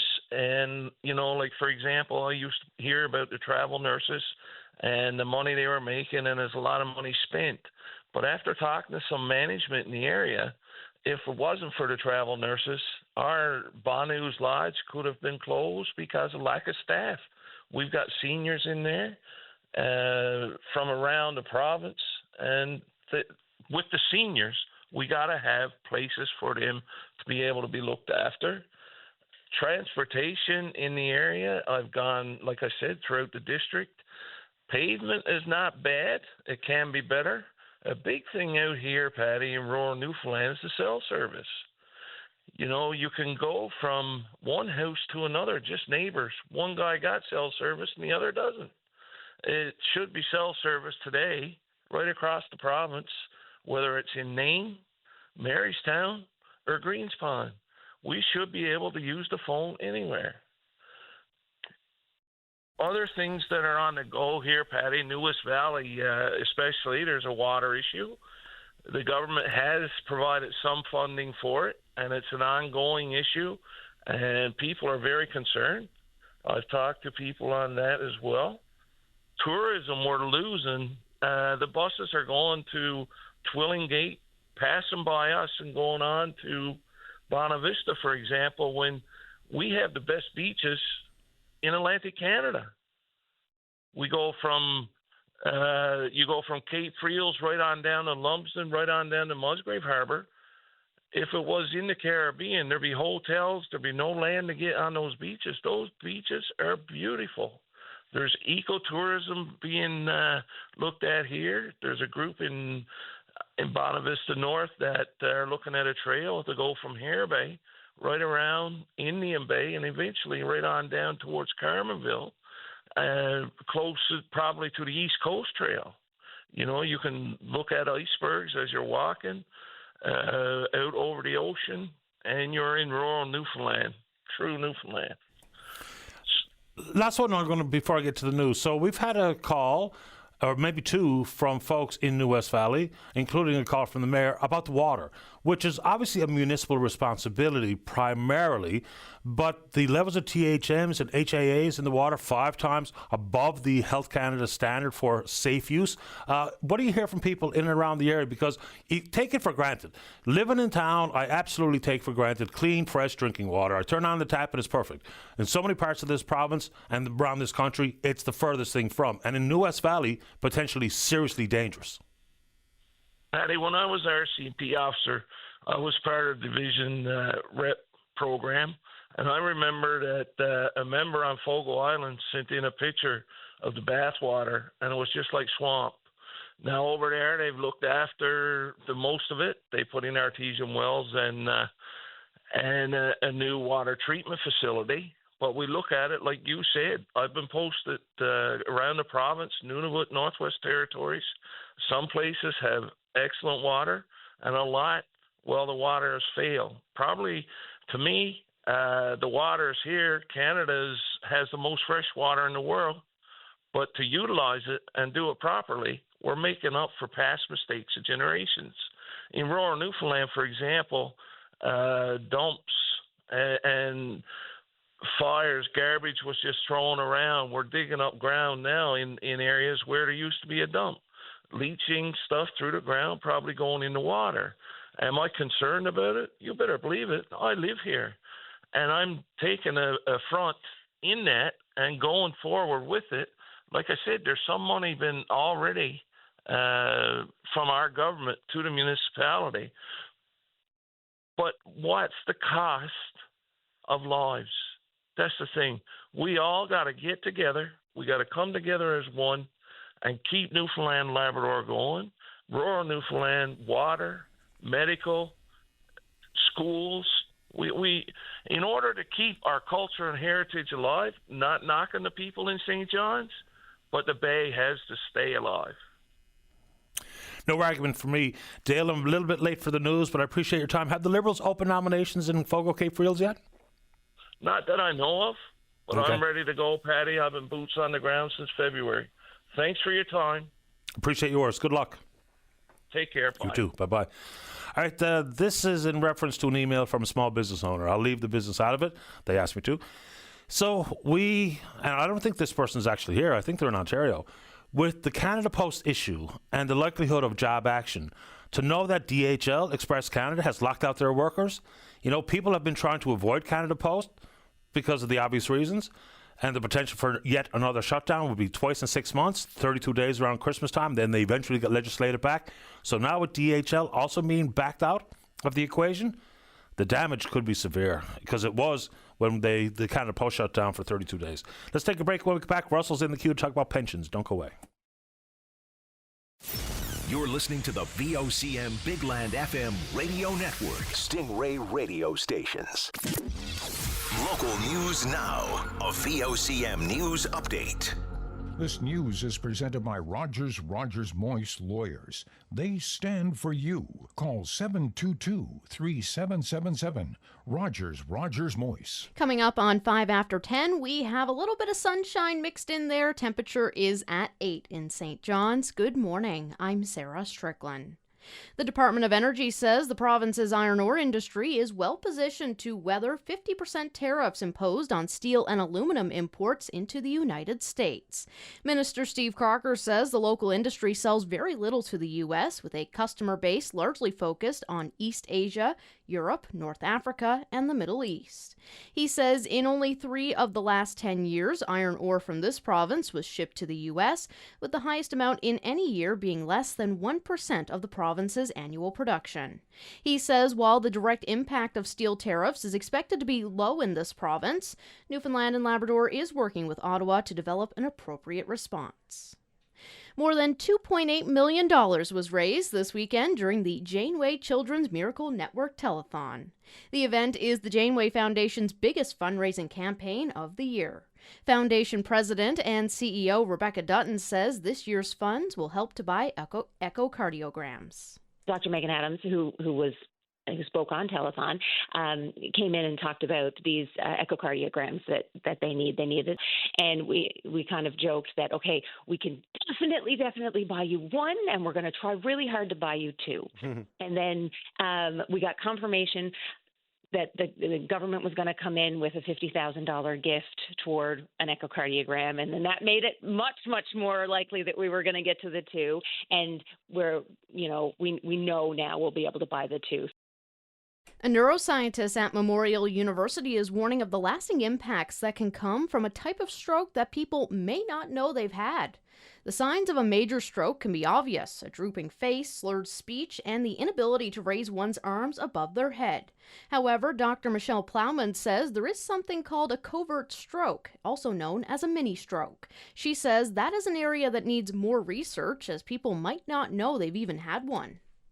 A tiny blood vessel, maybe that supplies a little small piece of your brain, gets blocked, but you might be unaware of that. And because your brain has this wonderful ability to compensate, so it can build new connections so that you carry on in your life. But over time, these little covert strokes accumulate, and you have little dots. It's like potholes in the street, and they get worse and worse, and there's more of them. And sooner or later, you're not going to be able to drive on that street.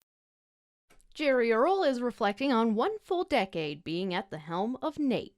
Earle first took over as the president of NAPE back in June of 2015, defeating longtime President Carol Furlong in an election.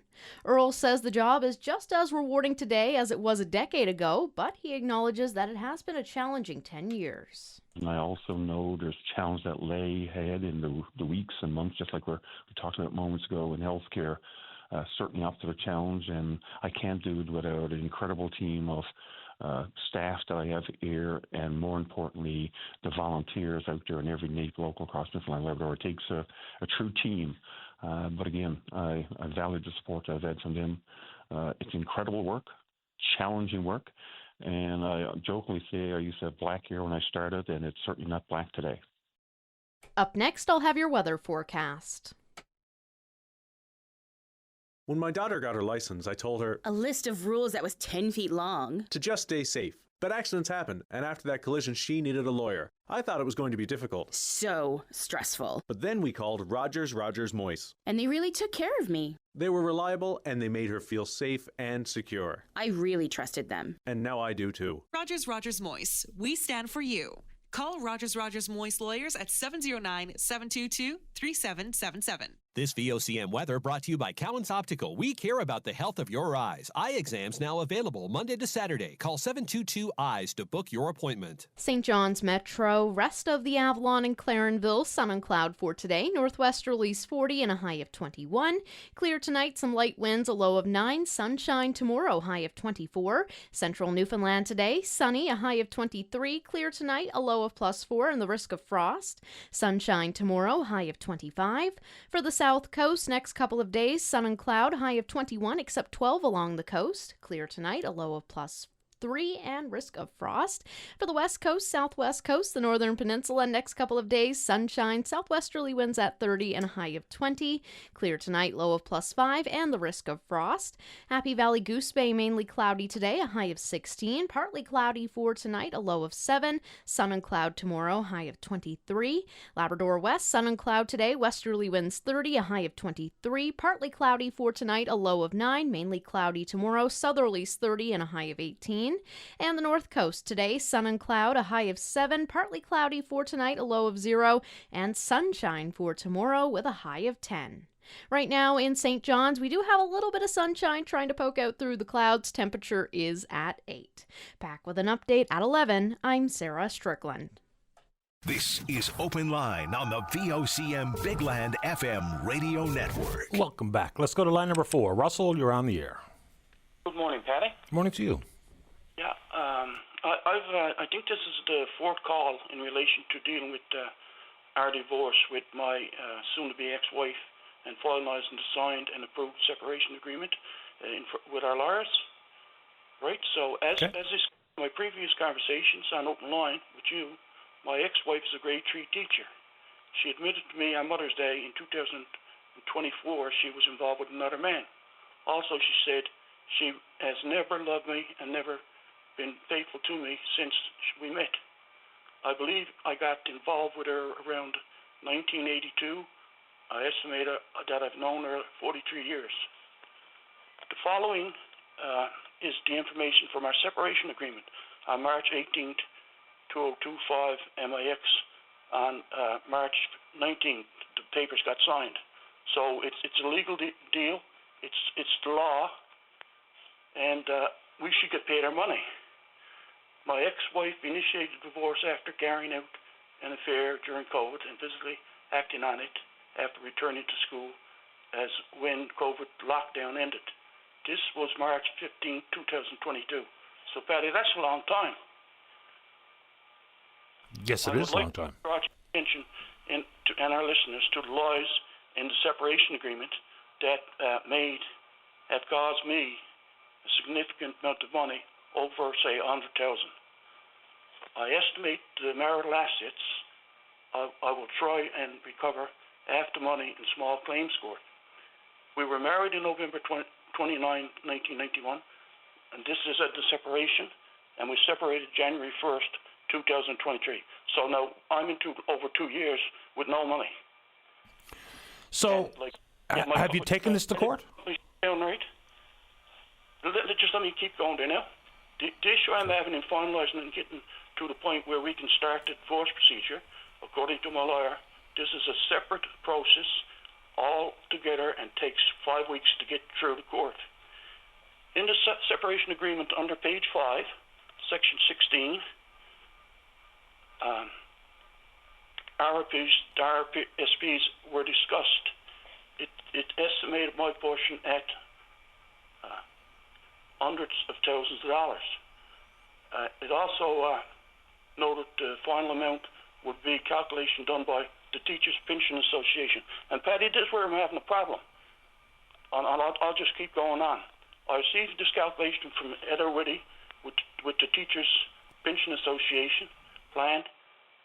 Their office is in St. John's, located on 130 Kelsey Drive, Suite 01. I'm sorry, I shouldn't mention 01, Patty. Jeez, right?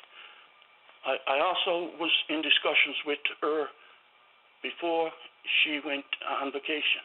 Then I talked to another person that I always answers the phone. I did not get her name. The other girl doing these calculations was the girl I just mentioned. She indicated the payments are made on 15th and 30th of each month. I was assuming that when the date on the 15th and 30th, on the 15th occurred, we would be paid. But it never happened, which I don't really understand. Me and my Scotiabank financial advisor had the document approved on May 9th. So it should have went in on May the 15th, all that money, like in the hundreds of thousands, Patty. And I'm here right now. I got a credit limit on my phone of $300, and it's over $250, and my phone's cut off. This is the state I'm in, with no money. It's been very difficult since, say, January this year. Heather indicated the check. Indicated the check would be mailed from Downsview, Ontario, and would go directly to my financial advisor in Bay Roberts. I discussed with him it could be transferred. He said to my existing RSP account, which has a significant amount of money from the signed separation agreement. I agree with this, and it will be transferred. After 6 days after the 15th, I called the other girl, and she told me the money's going to be paid because the money didn't get paid because it was too late. This is wrong because it was received on the 9th, as discussed previously. The other girl then indicated it would go in my account on the 30th. This date came and went, and it never got in my paid. After 6 days again, I called and asked for the two girls and said it was because of a potential mail strike. So mail strike is affecting me now. This makes no sense. I receive mail when there's mail, and it always makes it like it's still getting delivered. Now I can see a pattern. Teachers' pension plan staff are starving me. Like the negotiations with my ex-wife did. The years trying to get the separation finalized with my ex was ridiculous. As previously indicated, during my previous comments on phone calls, when she casually walked over to me and two brothers at Tim Hortons, she was no worry to get the separation agreement done. I then decided to involve my two kids. I made them and the lawyer divorce the ex-wife's end, and I assumed she had serious discussions with the kids. Finally, we had the separation agreement finalized. Then the issues with the Teachers' Pension Corporation and their stalling tactics are unacceptable. To ensure the money gets in my account or the RSPs, I will give instructions to my lawyer later today to prepare a statement of claim in small claims court for the maximum amount of $25,000 for the stress and their financial problems they have inflicted on me personally. This has prevented me from getting my company up and running again, and has caused me losses in business and financial losses, serious financial losses. I listen to Open Line almost every day, and when the same long-winded people come on, I just switch to K-Rock for a while. But I listen to Open Line. I like the talk show really good. But I get like a lot of news about upcoming work that I can bid on.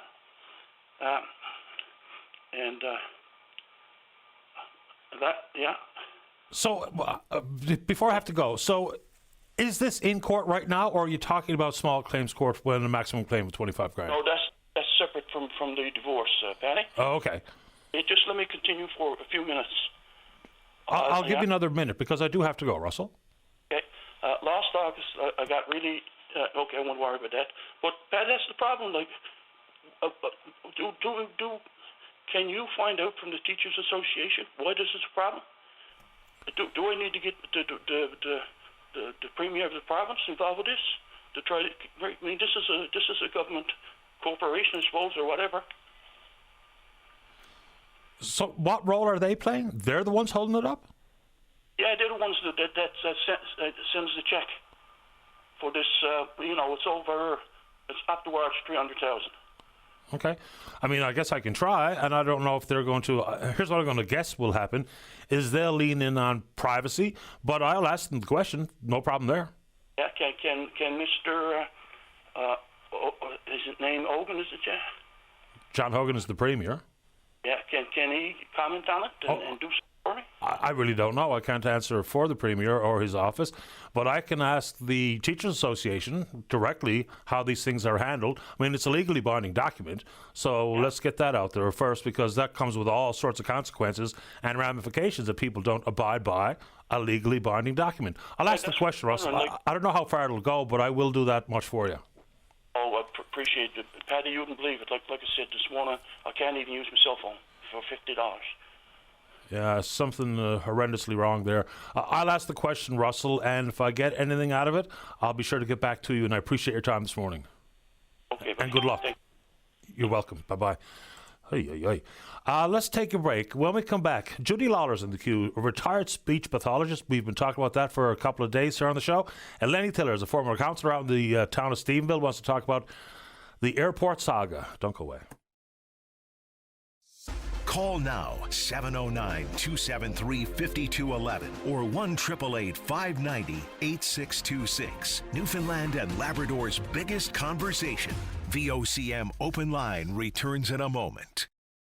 Summer's here, and so are the road trips, park days, and barbecues. Don't let an empty tank hold you back. VOCM Fuels Your Summer is back. Snap a photo of your summer fun and text it to 709-273-5211 for your chance to win free gas. Each Friday, we're giving away a $200 North Atlantic gas card. And by Labor Day, one lucky listener will score the ultimate top-up, a $1,000 gas card. Brought to you by Cafe Orange at Orange Store, fresh food for on the go. And by Smith's Furniture and Appliances, trendy or traditional, visit smithsfurniture.com. With 19 different sporting events and over 4,000 athletes competing from across the country, the St. John's 2025 Canada Games are sure to be the biggest ticket in town. It's not every day you get a chance to catch a future star in the making. Bring the whole crowd and be part of the action. Don't miss a moment.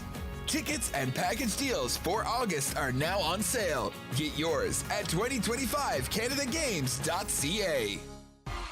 Next on the runway, it's you in a stunning pair of prescription frames from Cowan's Optical. We're slashing prices in half. Yes, all prescription frames are half price. Cat eye, aviator, round, rectangle. No matter your vibe, we've got the look to match your face and your budget. Cowan's Optical. See better, look incredible. All prescription frames have price as sunglasses not included. Bring in your prescription or just call to arrange your eye exam today. Check out our Facebook or visit Cowan's Optical near you for complete details. Moving can be a lot of hassle. New house, new town, new job. So don't go it alone. Make your next move stress-free with Household Movers and Shippers. With over 70 years experience, they can take care of all the details, from packing and protecting your valuables to getting you settled in your new home. Whether it's across town or around the globe, they can even store your items. Household Movers and Shippers. Whether you're moving locally, long distance, or even internationally, they're your relocation specialists. Online at householdmovers.ca. In our community, no one should ever have to go hungry. We're aware of the struggles faced by many in need, and that's where the Salvation Army steps in. But we can't do it alone. Because of the generosity of our donors, we're able to provide nourishing meals to hungry children, working families, seniors, and others in need. These donations also help us stock food bank shelves and extend a lifeline to our neighbors in times of hardship. To learn more or to donate, please visit salvationarmy.ca. Together, they ensure comfort and renew hope for all. Get ready for a day of friendly competition, teamwork, and fun with the CARES Community Dodgeball Tournament, June 20th. It's an exciting team-building activity that also gives back to your community in partnership with Dodgeball NL and CE23. Assemble your team of 6 to 12 people and get fundraising. It's all in support of VOCM CARES community services like Coats for Kids, Buddy Bear, Happy Tree, and more. Sign up by emailing vocmcares@vocm.com. Sponsored by Crombie and Cal LaCroix. Discover the power of solar with NL Off-Grid Solar Solutions. Say farewell to noisy, expensive gas generators at the cabin. Our custom solar systems offer you affordable, quiet energy, harnessing the sun's limitless power. Visit nloffgrid.ca today. Concerned about rising solar panel prices? Act now. Prices are expected to rise by 15 to 20%. All our monocrystalline panels are on sale and come with a full warranty. Don't wait. Secure your sustainable energy future with NL Off-Grid Solar Solutions. Read product label and follow directions. Is thinning hair or a receding hairline making you self-conscious? Try Hair Grow by New Nordic. Millions of men and women around the world trust Hair Grow. With its patented tocotrienol complex, Hair Grow is clinically proven to promote new hair growth and increase hair count in as little as 4 months. Stop feeling embarrassed about thinning hair and start looking and feeling your best with Hair Grow. Available at Costco, Shoppers Drug Mart, Walmart, Loblaws, and London Drugs, or online at Amazon and newnordic.ca. VOCM Open Line is brought to you by Janes and Noseworthy, licensed insolvency trustees. When it comes to debt relief, do it once, do it right. Visit janesnoseworthy.ca. It's okay. This is Open Line on the VOCM Big Land FM radio network. Welcome back to the show. Let's go to line number 6. Good morning, Judy. You're on the air. Hi, how are you? I'm very well, thank you. How about you? Good. I'm a retired speech pathologist. I worked in the school system for 30 years, and I've heard over the news the last few weeks about the issues with speech and language services in the province, so I just kind of wanted to weigh in on that. Please do. Where do you want to start? Okay, I just want to talk about, like, I come from a perspective in the school system, and I just wanted to bring some insight into that genre of speech pathology. The speech pathologists in school systems are, they have caseloads in excess of 100 kids, and most of us over the past few years, let me say that I had a wonderful career as a speech language pathologist in the school system. I love working with the kids. But, over the past few years, the caseloads have increased with the rate of autism in Newfoundland. A lot of these children require a lot of consultation, and it's very time-consuming. Many are nonverbal. So if you're seeing children and consulting on children with autism, then you're not seeing the other children in school with speech language issues. So then the next week you go in, you see the other kids with speech language issues. You're not seeing the children with autism or children with Down syndrome who could be nonverbal. I mean, there's many reasons why people are nonverbal. But the caseload is so high, and the speech pathologists are trying to juggle so much, and they're frustrated. And then parents are frustrated with speech pathologists, but it's not really the speech pathologist's fault. They have to do consult, in-servicing, assessment, therapy. There's so much that goes on besides just direct therapy. And you also have to remember that these speech pathologists are called itinerants, which means they move from school to school. So sometimes they only have one day at a school, which is really only 5 contact hours with the children because they're only in from 9 to 3 with an hour for lunch. So you're expected to go into school and see some schools have 40 on a list if you're there for a day. There's no way you can see 40 kids in 5 hours. So, I just want, parents are frustrated, and I think the big thing that parents should take away from this is that they need to speak up more. They need to make some noise, because speech language pathologists have been making the noise before I even went there, for 30 years. So I think that they have to start making the noise. And fair enough. Sometimes, say, for instance, families who are in this predicament might not want to speak up publicly because they think it'll hurt their chances with their child to get the help that he or she needs. So I think that sometimes becomes part of it. But, and the other part, Patty, is that people who are dealing with children who are high needs, they're just getting through the day sometimes. They are exhausted. They have been fighting the fight for years, and they are exhausted. I mean, I work with so many beautiful families, and the parents are all in at the end of the day. And they don't have time to call up talk shows or fight government. They probably fought for years and years, and they are tired. So government needs to start listening to speech language pathologists when they say, we need more positions. Healthcare needs more positions. I mean, this is a big issue, and it's been ongoing. Well, I mean, I'm retired 2 years old. It's been ongoing for 35 years. That's what I'm hearing. Or longer. I heard from a father of a child that's in grade 5 really needs speech pathologists, and there's the therapist at their school is in 6 schools. And so consequently, spread so thin that probably not doing much to benefit just about anybody, even though I would imagine they're trying their level best. So, Judy, just help us understand, if people have not needed a speech pathologist or one of their children has not needed, what are the developmental issues that we should be thinking about here, the consequences of not getting the help you need? Well, the consequences of not getting help you need, a lot of children have what's called a language disorder. A lot of people understand speech as not being able to pronunciate words or stuttering when they think of speech pathologists. That's mostly what they think of. But the caseload, a language impairment is when children don't understand the spoken word. So if you, or the written word, but you start usually with oral language. So if a child doesn't understand oral language, you have to work on that. So if you say to a child, pass me the stapler, and they don't know what stapler is, that's a language issue. So you have to work on vocabulary. If you say, put the book on the table, if they don't understand on, they can't follow directions in the class. So then it goes on to, if they can't follow it orally and they read it, they're still not going to understand it. So a language impairment affects comprehension, which affects all aspects of learning. And I mean, statistics show that a lot of prisoners have language disorders.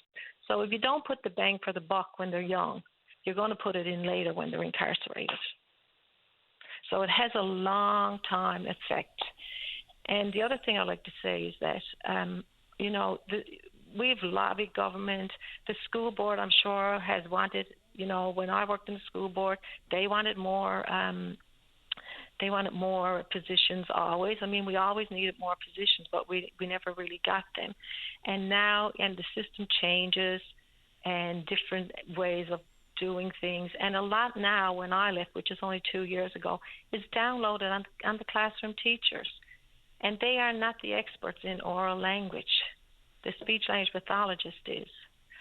So, and how can a teacher, if you have 5 kids in a class with language disorders, and she has 30 kids, she has a couple in there with ADHD, she may have 1 or 2 in with autism, a couple with language disorders, and she in her mind has to remember, okay, I'm supposed to be working on vocab development with Johnny, I'm supposed to be working on concepts with Susie, I'm supposed to be working on nonverbal with Billy, and I'm supposed to be teaching the curriculum. It is almost impossible to do that. I mean, we're talking about teachers who already have a lot on their plate, to say the very least. So they have a lot on their plate. Yeah, no question. So and I mean, go ahead. The NLTA has a special interest group in speech pathology, but the NLTA has to speak for the speech-language pathologists in education. But I feel like I need to speak out now that I'm retired, and I can speak out for all my former colleagues who are very frustrated. I would imagine they are. They want to help the kids. Right. So the consequences are so very real, and they come with enormous cost to the family, they come with enormous cost to society, and consequently, the province's pocketbook. So for the life of me, I cannot understand why, if there are speech pathologists out there who would be more than happy to work in the public sector to try to reduce those wait times from 18 to 24 months down to so kids, once assessed, can get the treatment they need. So success in school and then consequently success in life can be compromised because we don't hire speech pathologists. And to make matters even worse, inside the 21 professions to be included in the next phase of the 10-year human resources plan, speech pathologists aren't even on the list. I know. I could believe it because for years we had been left off every list. But I was disgusted that was still continuing this day and age. I mean, what is that? Like, there's no respect for the children who need this service. My concern are the kids that are just falling through the cracks. Children with a language impairment more than likely will have literacy issues. And then, I mean, it goes on, and it snowballs. So it's just... But I think that the bottom, if anybody takes anything away from this, is parents need to make a racket. Nothing gets done without parents making a racket. I mean, I remember years ago, there was a court case, service for children with autism, and that was a grandmother who started the fight. Trying to remember her name, I think. Anyway, she started the fight for her children, her grandchildren, to get services for autism. So unless parents get the ball rolling, I don't think anything will happen. Because speech-language pathologists have been fighting for years. Well, by the sounds of it, that's exactly what's going on here. And so for the families who chose to send me an email, maybe for fear of reprisal, I don't know, I can't speak for them, but the squeaky wheel concept holds true. So if you're listening this morning and your family is impacted here, let's get to it. And also, even if we just talk about the academics of it all, you just have to wonder sometimes about whether or not there's a level of understanding that's required at the governmental level to deal with this appropriately. Because I don't know sometimes if we're talking about people are simply oblivious or they don't understand the issue, they don't understand the long-term consequences. But in this case, it sounds like they don't, and they haven't for decades. Yeah. And, it is hard. It is difficult. I understand it is difficult for parents to fight because, they do get worn down. I mean, I understand that. I've dealt with many parents over 30 years, and most of them are beautiful parents and really want the best for their children. And it seems to fall on deaf ears. So if they sent you emails, they should be sending their MHA emails on a daily basis. Absolutely. Julie, I appreciate making time for the show. Thanks for doing it. Okay, thanks, Patty. You're welcome. Okay, bye-bye. Bye-bye. Bye. Yeah, I mean, and you could have, maybe I should have asked Judy about just how effective speech therapy can be, and I suppose that depends on the severity of the issue. But how many of the children who need this type of support might have big hearts and they're industrious and they want to work hard, and with a little bit of help in that particular world, they could have the opportunity to thrive. And now, as opposed to struggle. You know, something as fundamental as, you know, a direction from a teacher, say, lay that on the table and can't be comprehended without some therapy and support. Amazing. Let's take a break. When we come back, Lenny Tiller, former town councillor out in Stephenville, is in the queue to talk about the airport, and then we're speaking with you. Don't go away. Call now, 709-273-5211 or 1-888-590-8626. Newfoundland and Labrador's biggest conversation. VOCM Open Line returns in a moment. It's time for your Money Minute with BDO License Insolvency Trustee Nancy Snedden. Nancy, what are some signs that someone's credit card bill has become too much? This is something I know many Canadians are struggling with. Many are relying on credit cards just to get by. But when credit cards go from being a tool to a lifeline, it can be hard to break free from debt. If you find yourself only able to make the minimum payments on your bills, you're not alone. When you make minimum payments on your credit card, though, it can take years to pay off the balance and cost you far more money in interest over time. Another sign that you might be going through intense financial stress is if you're constantly moving money around from one account to another just to cover your credit card bill. If this sounds like what you're going through, I invite you to take the first step and give BDO a call. As a licensed insolvency trustee, I can negotiate with your creditors to lower your payments to an amount you can afford. I can even work to lower the total amount you owe. Take care of your financial health. For more helpful advice on managing debt, visit bdodebt.ca to book a free consultation. To ensure your beverage containers are accepted at the Green Depot, prepare them properly. Please remove caps, straws, garbage, and liquid. Ensure labels are left on and containers are not crushed or broken. Give them a rinse and they'll get the green light. Learn more at greendepotnl.ca. Join Canada's Circus Spectacular in Placentia for the best in family fun. Monday, June 9th at 4:30 and 7 p.m. at Unity Park Arena. Get ready for the most thrilling show of the year, completely reimagined circus fun. Witness an all-new cast of daredevil motorcyclists, spellbinding aerialists, comedic clowns, jugglers, acrobats, and much more. It's the all-new Canada's Circus Spectacular. One day only, Monday, June 9th at 4:30 and 7 p.m. at Unity Park Arena. Save $5 with the code RADIO. Tickets available at circusspectacular.com. Walmart has thousands of Canadian-made items, all at everyday low prices. Like cashmere bathroom tissue 30 equals 62 rolls, or Ultralux 20 equals 60 rolls, both for the low price of only $15.97 each. Shop more low prices on Canadian-made items at Walmart.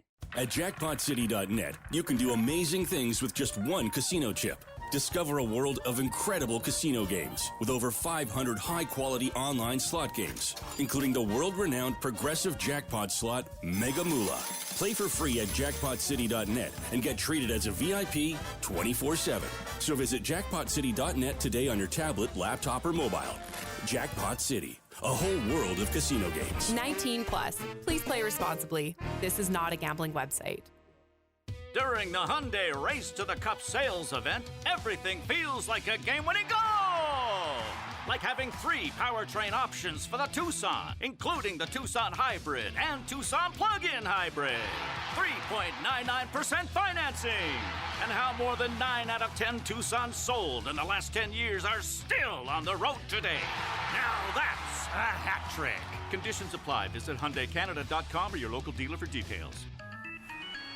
You always get a break at Robin's. Summer's heating up, but Robin's has the ultimate chill. Introducing summer coolers. Refreshingly bold and served over ice. Try the tropical zing of passion fruit lemonade, the creamy citrus twist of orange creamsicle lemonade, or the sweet pick-me-up of salted caramel iced coffee. Sit back, relax, and let the cool vibes flow. Robin's, fast, fresh, and friendly at participating locations across the province. You always get a break at Robin's. Get Get ready for a day of friendly competition, teamwork, and fun with the CARES Community Dodgeball Tournament, June 20th. It's an exciting team-building activity that also gives back to your community in partnership with Dodgeball NL and CE23. Assemble your team of 6 to 12 people and get fundraising. It's all in support of VOCM CARES community services like Coats for Kids, Buddy Bear, Happy Tree, and more. Sign up by emailing vocmcares@vocm.com. Sponsored by Steers Insurance. This is Open Line on the VOCM Big Land FM radio network. Welcome back to the show. Let's go to line number 2. Good morning, Lenny Tiller. You're on the air. Good morning, Patty. How are you? Doing okay, Lenny. I'm going to have to put you on hold so we can get you a clear line. Let's go to line number 1. Sig more to the Executive Director at Grace Sparks House. That's Lisa Slaney. Good morning, Lisa. You're on the air. Good morning, Patty. How you doing? I'm doing well. How about you? I'm doing okay. I want to talk about 2 things. First, and most important, is Grace Sparks House, of course, is a shelter for women and children experience domestic violence or family violence on the Bjorn Peninsula. And we're located in Marystown, just so people know that. Our phone lines are currently down, which, you know, is something that we never want to happen, but I guess technology sometimes doesn't cooperate. So I just want to reassure anybody, you know, in the area or the province that is thinking about reaching out to us that you can still call the domestic violence helpline at 1-888-709-7090. And you can also reach us through our Facebook page, and you can also email us at help@gracesparkshouse.com. Absolutely. This is, I don't know if I should be asking you this one, but I had a call last week or the week before about a lady who was in a mental health crisis and was harming herself, and she was sent to you folks. Are you familiar with this story? What I will say, I guess, in general, Patty, is that our staff do an assessment, an intake process, and no one is ever sent here. Do you know what I'm trying to say? Yeah, a woman has to come here of her own free will. Like another agent, the only people that would bring a woman to us would be the RCMP. Okay, because I found the story a little bit difficult to follow because she was not in an abusive relationship. She wasn't involved with domestic violence. She was in a mental health crisis, and somehow, through some avenue, ended up at Grace Sparks, or presenting to Grace Sparks House, which I couldn't really understand the story because I know what Grace Sparks House does. You and I have spoken many times in the past. Mm-hmm. So that was a bit of an odd one. So I just thought I should ask that because that story still sticks in my head where I was a little bit confused. So, you know, and again, all I can say is that any person who walks through our doors is assessed by our staff. So if they meet our mandate, they're admitted. So understand. So we'll just leave it there. Okay, that's fair. What would you like to discuss now while we have you? So the other thing, of course, is on the squeaky wheel with regards to the roads in Spanish Room and Rock Harbour. And some of the residents, and I think the LSDs, have received a letter back from now Minister Lovelace, I believe it is now. And basically, we're being told again that, you know, they'll have someone look at it. If it seems like there needs to be something done, you know, they identify things. They'll incorporate it somehow into their summer work plan. You know, if there's any major hazards, you know, during the inspection, they will be prioritized. But basically, you know, there's no capital projects planned for the route for this construction season. So, but it is on the radar for upcoming future consideration. So I don't know how bad things have to get on the priority list. Like all the culverts down there are collapsed. So in a minute we're going to have washed out roads along with, you know, like dangerous. It's dangerous to drive on these roads. It's a safety issue. It's not just about, oh, we got a pothole here and we got a pothole there. Like I just heard the other day that there's a tender out to do Blackbrook area. So that's a highway that goes from Marystown into Bjorn. If we had the pavement that they have that's getting fixed, we'd be happy. We'd be happy. Like, I don't know if it's because we're an LSD. Do they think, we're in rural Newfoundland? This government is just horrible. And in terms of meeting the needs that are happening in smaller communities, especially LSDs, we were promised by Minister Hutton that the roads will be looked after. But now he's gone. So his agreement with us no longer exists now with Minister Lovelace. Like, it's ridiculous. It's crazy. Yeah, that's an interesting concept, because sometimes it feels like ministerial portfolios are a little bit like turnstiles. But the fact of the matter is, when one minister or another has made one pledge or promise or whatever the right phrase is, that should be a department promise. It's not a individual promise. It's the department itself. So regardless if Minister Hutton or it's Minister Lovelace or it's whoever handles that file, the department has made the pledge. We always, put it on the minister, and I understand the buck stopping on that desk. Makes sense to me too. But we shouldn't have to hope for Fred Hutton to still be the Minister of Transportation when the next paving season comes around. Exactly. And like I said, the amount of rain we had yesterday, I mean, the culverts are collapsed. You can see. I mean, there's dips in the road that would make you sick. You think you're on a roller coaster. It's absolutely horrible. And some of the potholes down there. Well, Marystown got a Bailey Bridge. Maybe we're going to have to get one for the potholes because they're getting so large. And Department of Highways, and I understand the employees are only doing what they're directed to do, but I think we had about 4 holes filled in with some coal patch last week, and they were huge holes. But it's just ridiculous. People are driving on the other side of the road. There's school buses coming. There's people who are not familiar with the area and how bad the roads are and swerving. I mean, it is a safety issue, and it's soon going to come down to someone being seriously injured or roads washed out. And I don't know what you have to do as a taxpayer in this province, and I've worked since I've been 16 years old, and I've never complained about a road. I've never complained about anything. I've never asked for anything. But this is just ridiculous. Like what I see down here in Spanish Room and Rock Harbor is ridiculous. And these people have paid into this government, into this province for years and years and years, and they deserve the same service as any municipality. Fair enough. I mean, LSD or incorporated municipality, the travelling public doesn't really care. They just need a road that's passable and safe. And so I understand that. Lisa, anything else while we have you this morning? No, that's it, Patty. Thank you so much. I'm just hoping someone is going to listen eventually. But I just wanted to, to reiterate that our phone lines are down at Grace Sparks' house, and you can call the domestic violence helpline, or you can reach us through Facebook, or, if you need our services, just get a taxi and get here, and we'll look after you from there. Keep up the good work, Lisa. Thank you. Thank you. You're welcome. Bye-bye. Lisa Slaney, Executive Director at Grace Sparks' house. Quick traffic advisory. There's been an accident or a collision on Pitts Memorial eastbound just past the exit to Commonwealth Avenue and Richard Nolan. Apparently it's in a spot where you come up on it in a hurry. So the traveling public are slamming on their brakes because they come around that corner and then they see the accident. So accident on Pitts Memorial or a collision on Pitts Memorial eastbound just past the exit to Commonwealth Avenue and Richard Nolan. Be advised. Let's take a break. Let's see if we have a clear phone line. When we come back to say to a former councillor out in Stephenville, that's Lenny Tiller. Don't go away. Call now, 709-273-5211 or 1-888-590-8626. Newfoundland and Labrador's biggest conversation. VOCM Open Line returns in a moment.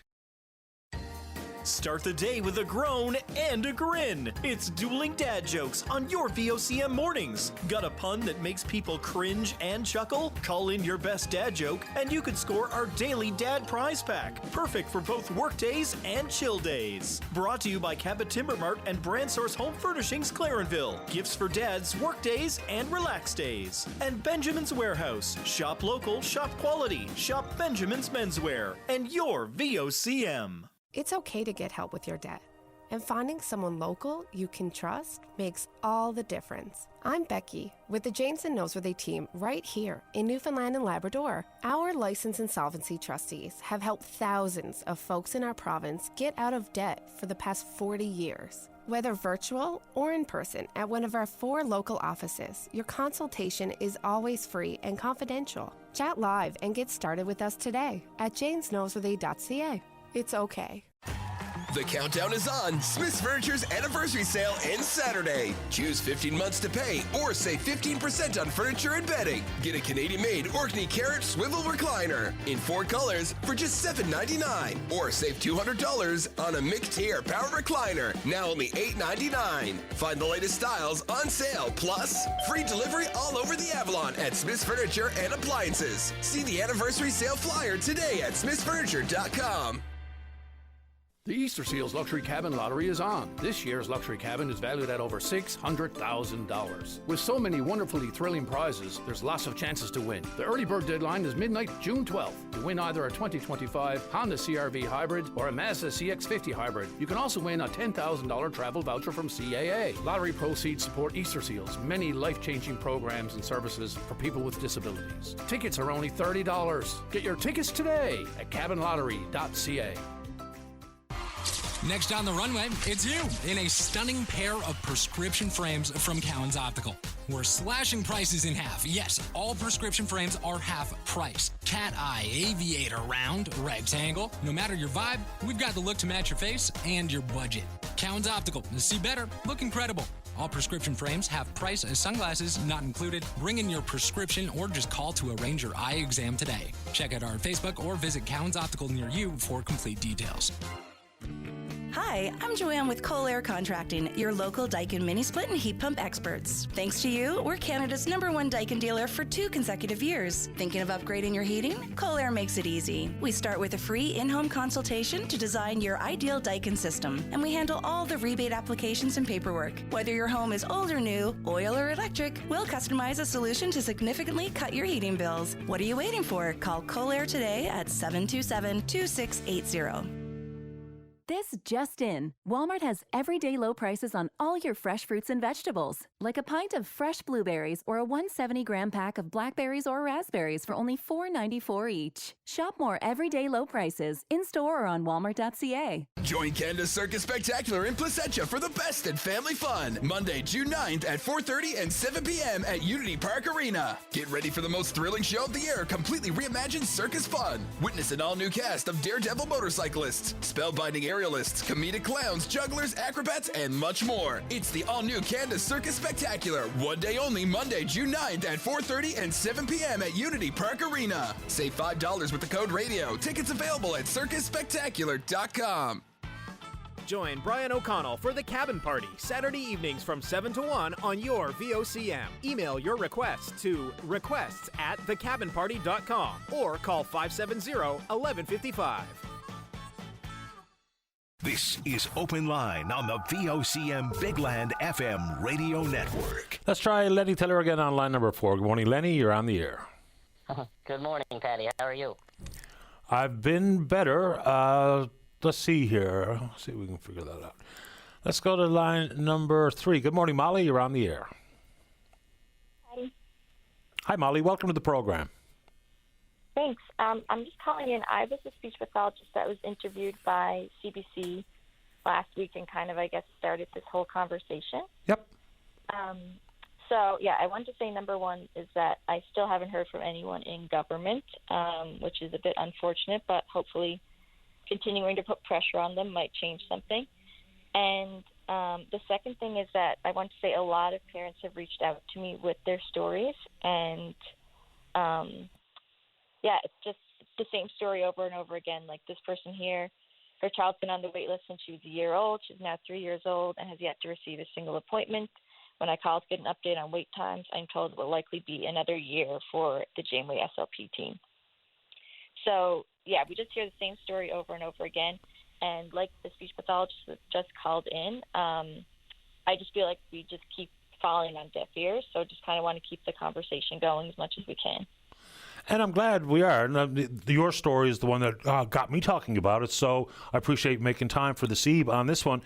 What I don't understand is that, you know, when we talk about wait lists, and whether it be the shortage of MRI technology or technicians or something along those lines, then we hear government trying to do something about it, adding seats to different training programs, acknowledging and understanding the shortcomings here. But on this front, I mean, it's not that we don't have speech pathologists, we just don't have enough working in the system. Why? Because government's not hiring them. Like, I can't for the life of me understand why the government seemingly is playing an active role in making things more difficult than they need to be, and the consequences for the children who need this type of support can be damning, and can be damning for a long time. So I really cannot understand this at all.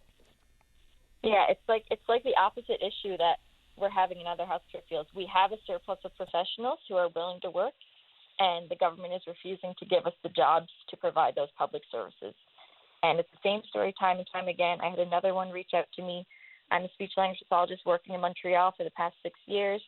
I work in a healthcare team specialized for autistic children. It's really difficult to hear about the length of the wait list at home for the exact services that I'm providing every day. It is my dearest wish to move home, and I would do so in a heartbeat if a job was available. So we have people who are wanting to come back, and like young families, young professionals wanting to come back to the province and not able to do so because there's no job in their professional clinical field. So yeah, like you said, it truly makes no sense. And like Judy was saying earlier, it's the children that are going to suffer in the long run, and it makes no sense that we're continuing to, just ignore this issue. The supports that children who have to wait a long time to get assessed and then consequently wait a long time to get the speech therapy, eventually what the supports they will need down the line as they get older will be far more expensive and have far greater complications and implications for the community and for the government, as opposed to early intervention and get people the help they need. So when people are talking about, well, you know, there's a finite amount of money, yeah, okay, agreed. But if we can spend less and intervene early now versus spend more and intervene when it's too late, you do the math. Yeah, 100%. And like was said earlier, there's been a lot of research done that shows a lot of people who end up in prison have language disorders, and it's because those are the children that fall through the cracks, and the repercussions just spiral forever. So if we're talking long-term savings, you want to get those kids when they're young and kind of, prevent it from going in the direction that it seems to be going in.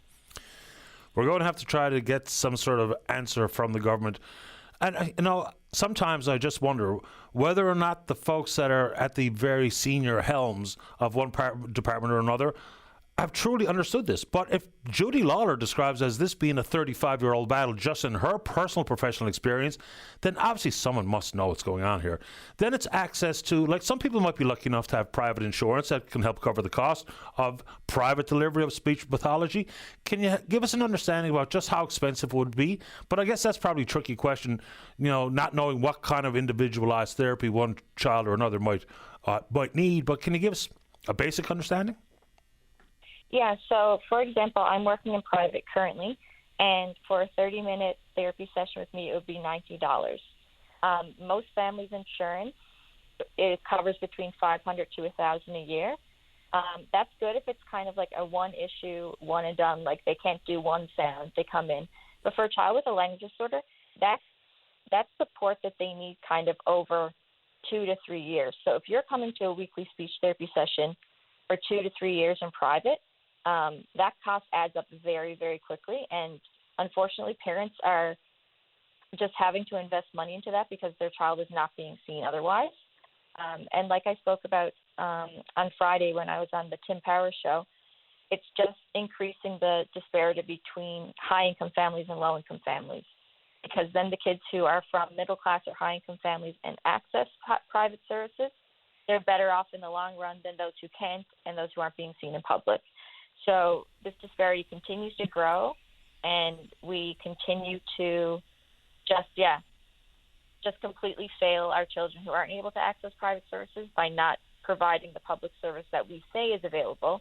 But, I mean, in all technicality, like Judy was saying, if you're at a school for 1 day a week and there's 40 children on your caseload, are you even providing a service to most of those children? I would argue that you're not. How different is it insofar as positive outcomes when you get your speech pathologist when you're 3 versus when you're 7?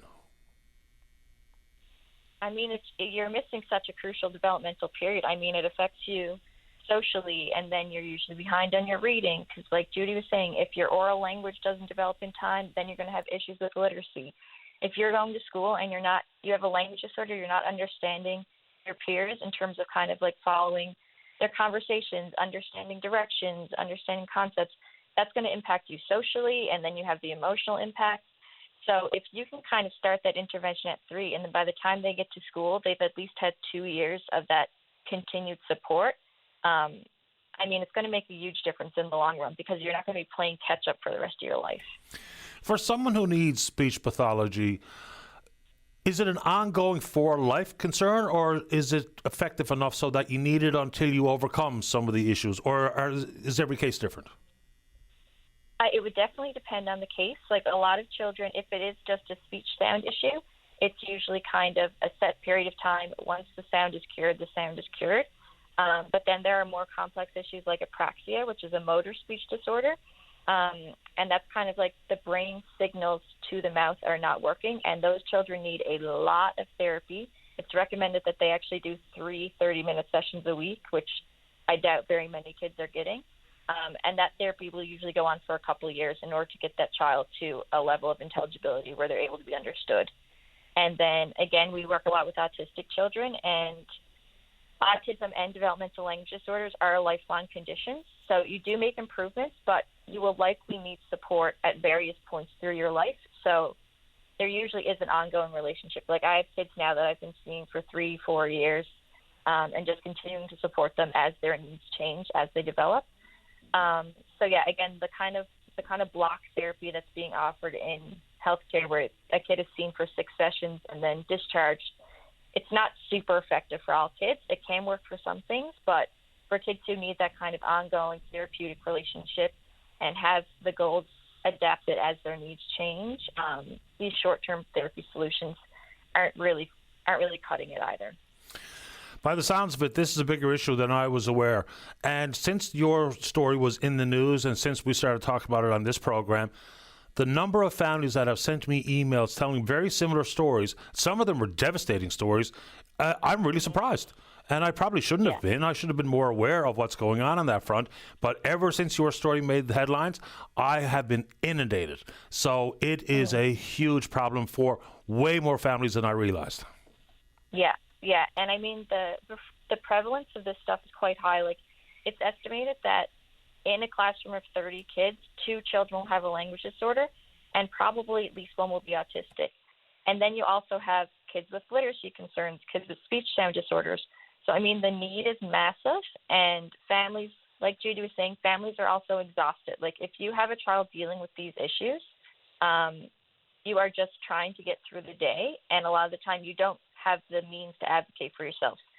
So I'll just share another comment because I thought this one was really powerful. But a parent said, unless you are in the trenches with no service, barely able to breathe, can you understand how crucial this is? Families don't need political word chunks that fill air and make no sense. They need services, feet to the ground services starting yesterday. Do not stop, Molly. Keep being a voice for families who do not have the emotional bandwidth to advocate for themselves. So I think that really encapsulates a lot of these family struggles. They don't have the emotional bandwidth. They don't have the time.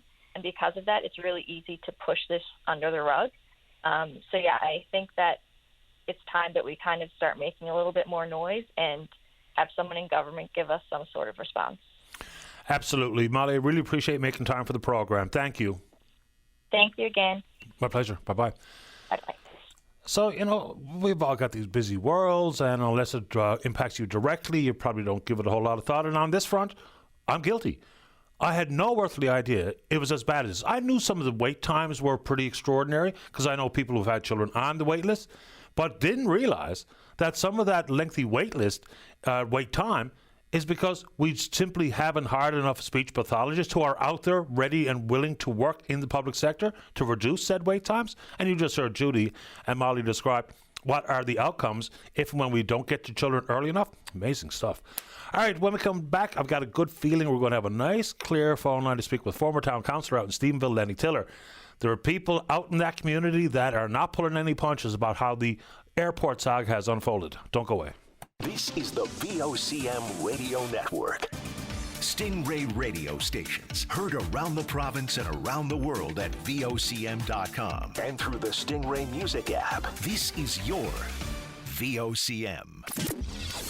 Local news now. A VOCM News Update. This news presented by Mako Hearing Service, 84 Thorburn Road. Phone 726-HEAR. That's 726-4327. At 11 o'clock, we have a little bit of sunshine poking through the clouds. Temperature is at 11 in St. John's. Good morning. I'm Sarah Strickland. A 68-year-old man has passed away on the weekend as the result of an ATV crash near Pooch Cove. RNC were called around 1:20 yesterday afternoon to the scene of the crash, which is believed to have occurred sometime the previous night. The driver of the machine was pronounced dead at the scene. Collision analysts are seeking any information, including video or dashcam footage from the area. The mayor of Corner Brook agrees with a caller to VOCM Open Line with Patty Daly that the transportation system for persons who have mobility challenges is atrocious, but he says it will soon improve.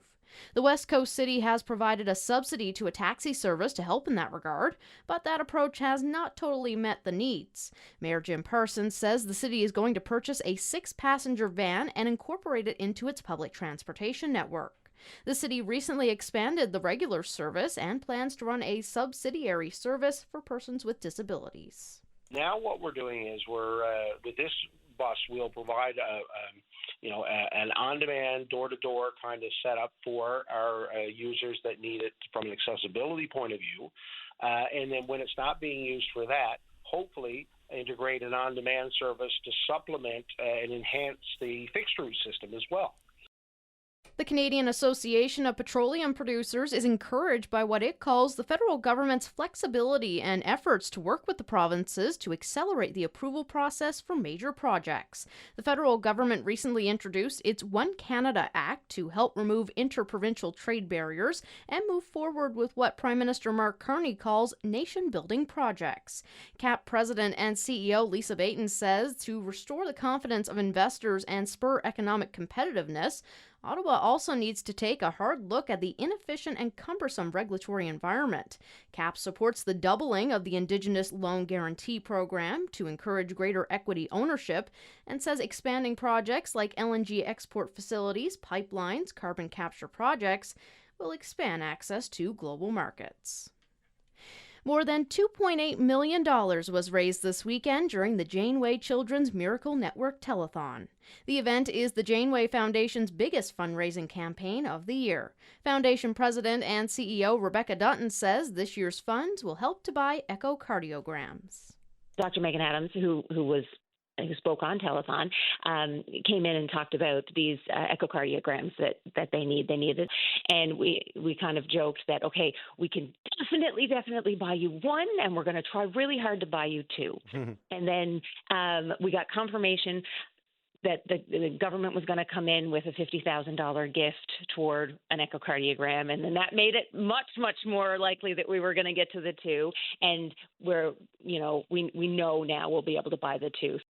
Up next, I'll have your full provincial weather forecast. Discover the future of hearing with Mako Hearing's latest technology, the Phonak Audiosphere. This is Carla Tucker from Mako Hearing Service. Over the past 15 years practicing as an audiologist, I have never before seen anything that can clear background noise like this technology. Whether you're in a busy restaurant or a crowded room, the Phonak Sphere ensures you hear what truly matters. Call today, 726-HEAR. That's 726-4327. Mako Hearing Service. We care about the way you hear. This VOCM weather brought to you by Cowan's Optical. We care about the health of your eyes. Eye exams now available Monday to Saturday. Call 722-EYES to book your appointment. St. John's Metro, rest of the Avalon and Clarenville, sun and cloud today. Northwesterlies 40 and a high of 21. Clear tonight, light winds, a low of 9, and sunshine tomorrow, high of 24. Central Newfoundland, sunny today, a high of 23. Clear tonight, a low of +4, and a risk of frost. sunshine tomorrow, high of 25. For the south coast, next couple of days, sun and cloud, a high of 21, except 12 along the coast. Clear tonight, a low of +3 and a risk of frost. For the west coast, southwest coast, northern peninsula, today and tomorrow, sunshine, southwesterly winds 30, a high of 20. Clear tonight, a low of +5 and the risk of frost. Happy Valley Goose Bay, mainly cloudy for today, a high of 16. Partly cloudy tonight, a low of 7. Sun and cloud tomorrow, high of 23. Labrador West, sun and cloud for today, westerlies 30, a high of 23. Partly cloudy for tonight, a low of 9. Mainly cloudy tomorrow, southerlies 30 and a high of 18. For the north coast, sun and cloud today, a high of 7. Partly cloudy for tonight, a low of 0. And sunshine tomorrow with a high of 10. Right now in St. John's, we do have a little bit of sunshine poking through at times. Temperature is at 11.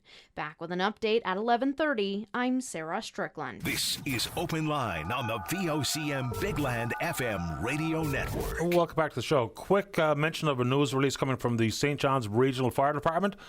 They want to inform all the residents that the fire ban, effective May the 30th of this year, covering the region including St. John's, Mount Pearl and Paradise, has been lifted with immediate effect. Open fires are now allowed. Please contact your local municipality to verify if a burning permit is required from our department, and that's, of course, the Regional Fire Department. Let's keep going. Let's see if we got a line with Lenny on 4. Lenny Tiller, you're on the air. Good morning, Patty. Good morning to you. Welcome to the show. How are you today? Not too bad, I suppose. How about you? Not too bad. This is third time the charm, I guess, eh? Yeah, we're lucky. And so let's go. The Stephenville Airport story, for some people it's an eye roller, but if you live out in Stephenville and you bought into the promises made by Mr. Diamond, it's a different story. Yes, it's very much a real and everyday consequence in this town, Patty. I mean, right from September of 2021, when this was first announced, you had a lot of excitement. You had people investing in homes, people leaving jobs to move home, thinking that this was an overnight turnaround for our town, and the have-not of Stephenville will be no more, and the sun will shine again, as the saying goes. But unfortunately, the red flags came up quick and fast and seemed to be ignored by some individuals of local leadership. Well, let's read a quote from Bob Burns, president of the Downtown Stephenville Business Improvement Association Corporation. Tom Rose is the one who pushed this airport deal from day one. He's blaming it squarely on the mayor. Yeah, and I think without throwing any shots at the mayor, I think Mr. Burns is right. Mr. Burns has a much deeper history with the mayor than I do, and would be more familiar with the ongoings of Tom Rose in his past and present. But as I've said on this show before, Patty, and to CBC and anyone that would listen, the council effectively controlled any outcome that the airport board would have to do, because we controlled the purse. And then the Evening Telegram, or the Telegram, whatever it's called now, they had an interview with former chair Trevor Murphy, and he reiterated that point. Like, we were just a board asking the town for money, and we took our direction from the town. So even if we didn't want to do this, we had no choice, because the mayor would go and he would bullishly say, well, if you don't do this, we'll just cut off your money supply. So on the flip to that, when I was bringing up concerns and residents were bringing up concerns of red flags, why didn't the town step in and say, listen, we need to put a pause on this. Things don't look like they were back in September. Let's find a better way. We will keep you going to find a better way. Let's put it out to an open market, not just take the first thing that comes along.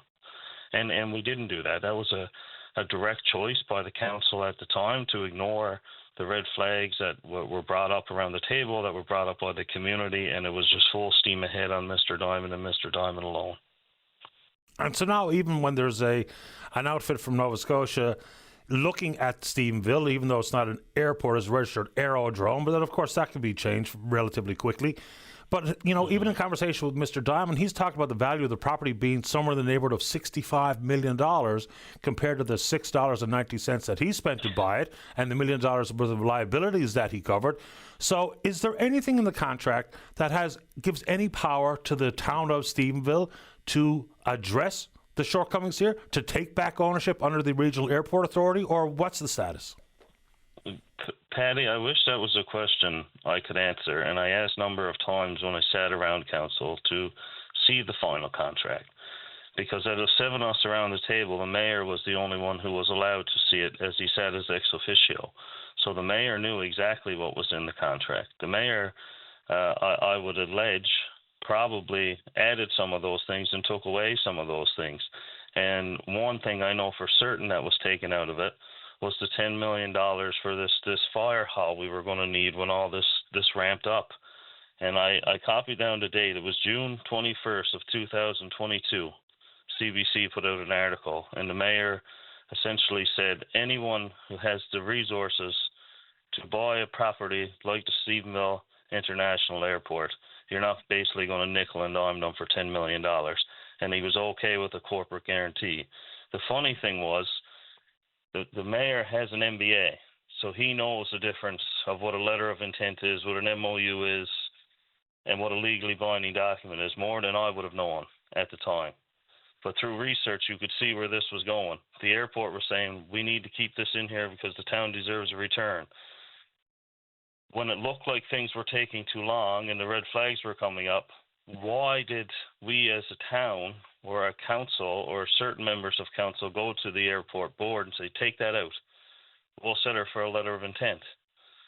And right from the start, Patty, it was always get your assurances up front. That was always my big thing. Yes, something needs to happen with the airport. Yes, we can't continue to support it, but we have to do it in a way that keeps the residents first in mind and protecting their investment, even if it was pennies on the dollar. We got nothing in return, Patty, except for a headache, divisiveness, and a council that showed no empathy, even to today, to the workers at the airport. The CERT Center is closed with no power, and, I mean, their future is up in the air. And then we got the town putting out a press release saying how happy they are that a company from Nova Scotia wants to almost like a hostile takeover an airport after Mr. Diamond told me he wasn't interested. If the town has no role to play, we sold our stake. Our stake came in the negotiation process. We had 2.5 years to stop this and ignored it. So the only stake that we have in the game now is to try to sit down with Marine Institute to see if there's a better location we can put there if the locks go on the door. There's a restaurant there that thankfully is still open on their own power. Maybe we have to help them find a location. There's workers at the airport who struggle every day wondering if they're going to receive a paycheck or not. The town had many times to intervene. It's not when the thing is owned by a private market, it's when you start to intervene. I mean, if they want to intervene, work with the government to find a new spot for Marine Atlantic in the town. Try to help those workers out some way they can. But our time to intervene has long passed. It's dreadful. I mean, we can talk about the mayor's role in this and council's role in this, but when people are feeling like there's desperation setting in, and regarding the operations of the airport in Stephenville, it did feel like there was desperation setting in. And, you know, money's coming from council to keep the doors open at the airport. And so consequently, and this happens to the best of folks, when you feel that way and something comes along that presents as a savior, then unfortunately, that's when bad decisions are happening. You know, you got to really shelve desperation and use pragmatism, which obviously in this case was not applied. Because even when the announcement was made, even those who are not necessarily built as cynics, it was just so lofty. $500 million, all these thousands of jobs and all these futuristic drones, which were not even a thing anywhere in the world at that time. It kind of felt like, you know, the whole thing about if it sounds too good to be true, probably is, and exactly right. Exactly. I always used to say that desperation breeds delusion, and that's not a fault of anybody, Patty. We are a town of an aging population who, since the mill is closed, have had out-migration like we've never seen. And yes, we're still standing. Yes, we are a resilient town. But when you're a town like ours, it's very important that you do everything you can, even when it looks like there's a savior coming, to make sure that it is the savior the town needs. And unfortunately, we didn't do that. And so, last one. So now what? I mean, until there's a willing partner in Mr. Diamond, then we are just going to see this for the foreseeable future, or for till the end of time where there is no progress. So what now? For myself, Patty, if I was still at council or in the mayor's seat, this is what I would propose the town start to do. You sit down with Marine Institute and beg for forgiveness for ever getting yourself involved with this, for one. Try to find a new location or see if there's a way we can keep that location open at the airport. The second thing we do is sit down with Air Ambulance and come up with a better contingency plan, see if there's somewhere we can put a landing strip in Stephenville. There is one out in Barsfield Brook, but I think it's privately owned, hasn't been used in a long time, that was used by the gypsum plant. And I believe there's one in Codroy. Now, it's unfortunate we would have to look at that, but for the interim, that might be the only sustainable thing to do until things at the airport get figured out. The next thing council needs to do is to come up with two plans, should do. And what I would do if I was mayor or on council is we need to look at a 5-year plan looking out of what do we look like without an airport. If it's gone and it's written off, what are we going to look like in 5 years without an airport? What do we look like in 5 years if this turns around?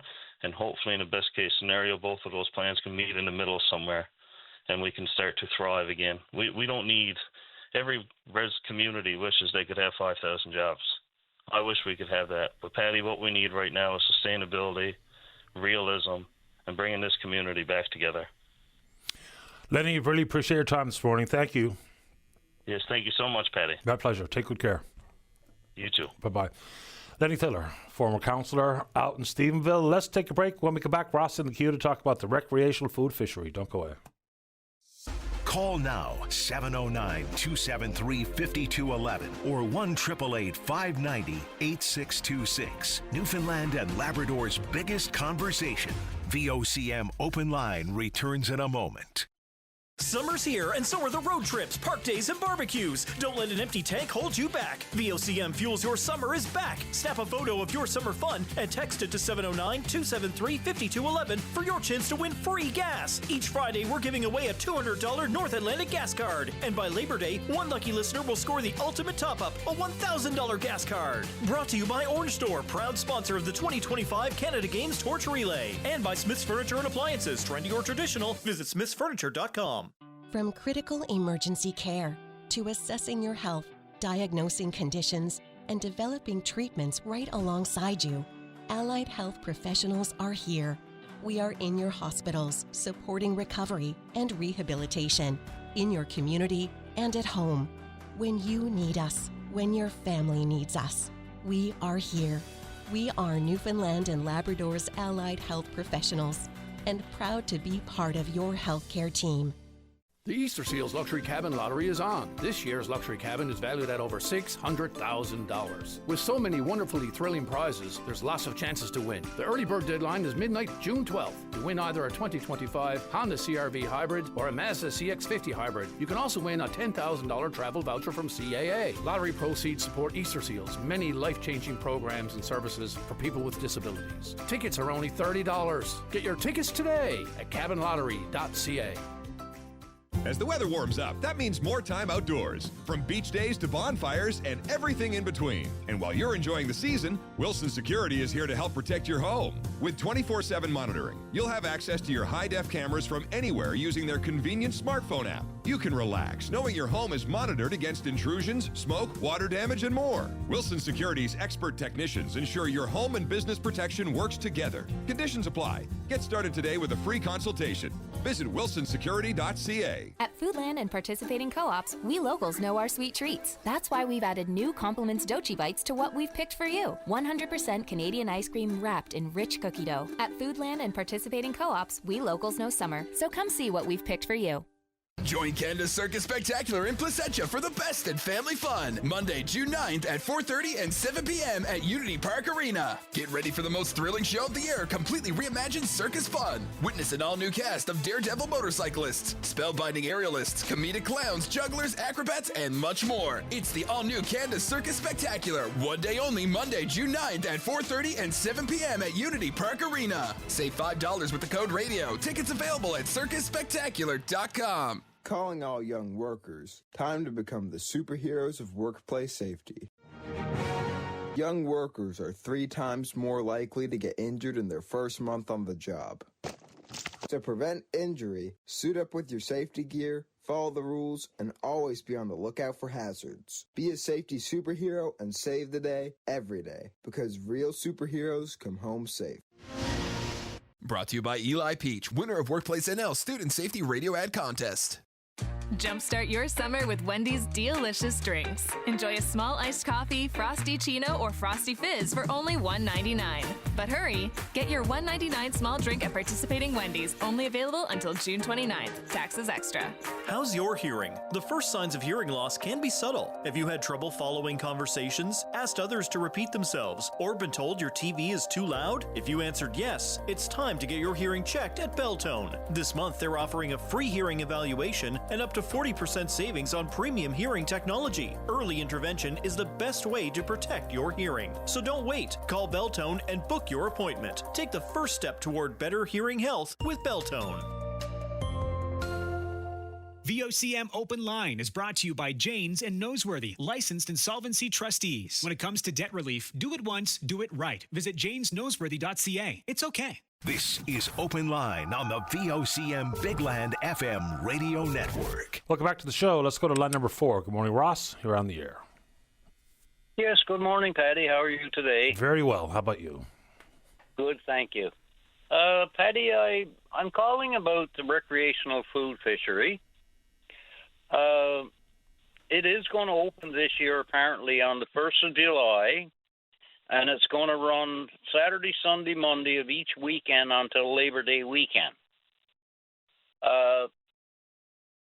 I've tried several times, Patty, to send emails to the fisheries minister, the federal fisheries minister. I can't get a reply, and I have a few concerns which I just want to put out to the public as such. So the recreational food fishery is open Saturday, Sunday, and Monday of each week. What about those people that work on weekends and can't avail of that time? Those people cannot participate in the food fishery, which I don't think is right, eh? I agree. And then you add in like rotational workers and a variety of other people who just simply cannot avail of the 39 days that we're so-called lucky enough to get. Yes, exactly. Then the other problem I have, Patty, weather in Newfoundland. Like, it blows like nothing. You can't restrict yourself to not having wind on a Saturday, Sunday, or Monday. You know, we've had lobster fishermen here on the south coast that have lost over a week this year in the lobster fishery because of weather. So I don't understand why it's not open all week long. That would enable you to get out when the weather is nice, and it would also enable a lot more people to partake in a tradition that we've done for years and years and years. So that's one issue I have with it. The second issue I have with it is this limit of 5 fish per day. I partaked in it last year. It cost me $50 in gas to go out in my boat. A tank of gas costs $50. And there's nobody going on the ocean with one tank of gas. You're going to take a spare tank. So you spend $100, but you burn $50. Those fish now cost you $10 a fish. You're better off to leave your boat on shore and go buy fish. So, you know, if there was like a quota system where you could actually purchase tags and tag your fish, if you were out and you could get 25 or 30 fish one day, that would make it feasible. And if you could fish during the week, any day that the weather was fine, that would make it feasible. But it and I've asked so many times, I've called so many DFO, and I just can't get a straight answer from nobody. Everybody passes the buck. So that's the two concerns I have with the food fishery. I don't think it's working to the advantage of the people. And then the second thing I have, Patty, there's a recreational scallop fishery, which normal people, average people like myself can partake in. You can go out and drag for scallops and whatever, but you cannot use an hydraulic or a mechanical device to get your scallop drag from the ocean floor to the gunnel of your boat. So I can legally go out, throw the drag overboard, drag it, have it full of scallops. But at 70 years old, I can't pull that to the surface of the water. When I was 20 years old, I couldn't do that, Patty. I don't know how they expect me to do it when I'm 70. So that's a flaw there, and we've done petitions. We've had 10,000 signatures sent in. We've tried everything, and unless you're an official like the FFAW or whatever, the Department of Fisheries doesn't want to hear the voice of, I'll say, recreational fisher people, you know? And that's not right, Patty. You know, that's like putting you on a donkey with a fishing pole with a carrot in front of the donkey. The donkey never gets the carrot. Well, same thing with the scallop fishery. You can drag it and have the bag full, but you can't get it in your boat. Like, there needs to be a lot of consideration put into this, and you can't talk to anybody or communicate with anybody that will listen to your voice. So this is why I'm calling this morning, to see if I can get it out to more of the public and see if a lot more people feel the same way I do. Oh, I bet you there are more people feel like you do than not. The scallop fishery is an interesting one. That's open year-round. I mean, you can go any day for the recreational scallop fishery. And that whole bit about mechanical gear, that's so strange, too. Basically, you can only use a hand rake, or unless you're a scuba diver. So those are the only ways you can actually get your catch. And you can get 50 scallop meals a day. I think possession limit is maybe 100 a day, and that's year-round. And inside the recreational food fishery, we'll be talking about cod.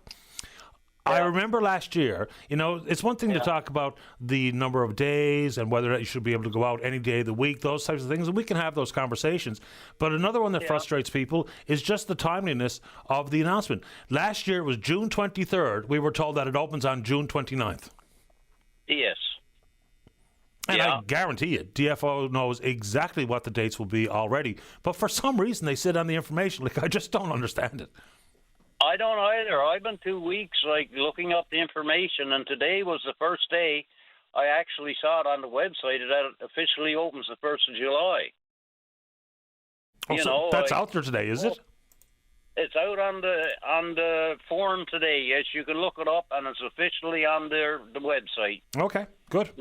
Because the first one that you see says 23rd of April, which is not an official government announcement. So if you just look it up, commercial or recreational food fishery, you'll see 23rd of April till sometime in October. So don't go by that. Scroll down until you see the actual Fisheries and Oceans announcement. You know, so there's lots of misinformation on the internet too, right? But yeah, no, it's not right, Patty. Like, you know, years ago you go out and if you got into the fish, you could get enough fish for the winter, and everybody was happy. Just like as an example, you can go out and get 5 codfish now. So how does a person get enough fish to dry the fish? So you're allowed to have 5 to come in. Why you do salt them? And then you keep them in salt for so long, and then you put them out to dry. So you can't even get 25 or 30 fish at one time to have your salt fish for the winter, where you can put them out in the drying process. You know, like it's. Oh, when Joanne Thompson, the minister from here in Newfoundland, became the federal fisheries minister, I sent her an email congratulating her upon her appointment as federal fisheries officer or minister. And I said, you know, it might be nice now. We have somebody from Newfoundland to represent us. Probably we'll have somebody that understands how it works. Because obvious prior to that, nobody understood. Sitting behind a desk, they don't know a thing about the fishery.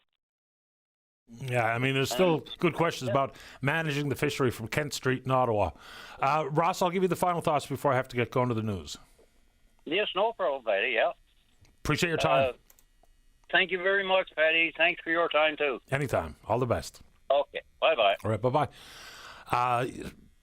Plenty of people concerned with the exact same things. Let's see here. Let's take a break for the news. When we come back, plenty of show left for you. Don't go away. Local news now. A VOCM news update. This VOCM news is brought to you by Horizon Laminates. Your local countertop manufacturer, right here in Newfoundland. At 11:30, we have a bit of blue sky. Temperature is at 11 in St. John's. Good morning. I'm Sarah Strickland.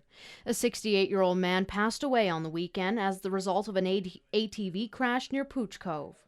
RNC were called around 1:20 yesterday afternoon to the scene of the crash, which is believed to have occurred sometime the previous night. The driver of the machine was pronounced dead at the scene. Collision analysts are seeking any information, including video or dash cam footage from the area. St. John's Regional Fire Department has lifted the fire ban for the metro region. The ban, which was implemented on May 30th due to hot and dry conditions, has now been lifted for St. John's, Mount Pearl, and Paradise, meaning that open fires are now allowed. When the ban was implemented, several other neighboring fire departments followed suit. There's no word on the status of fire bans in other communities at this time.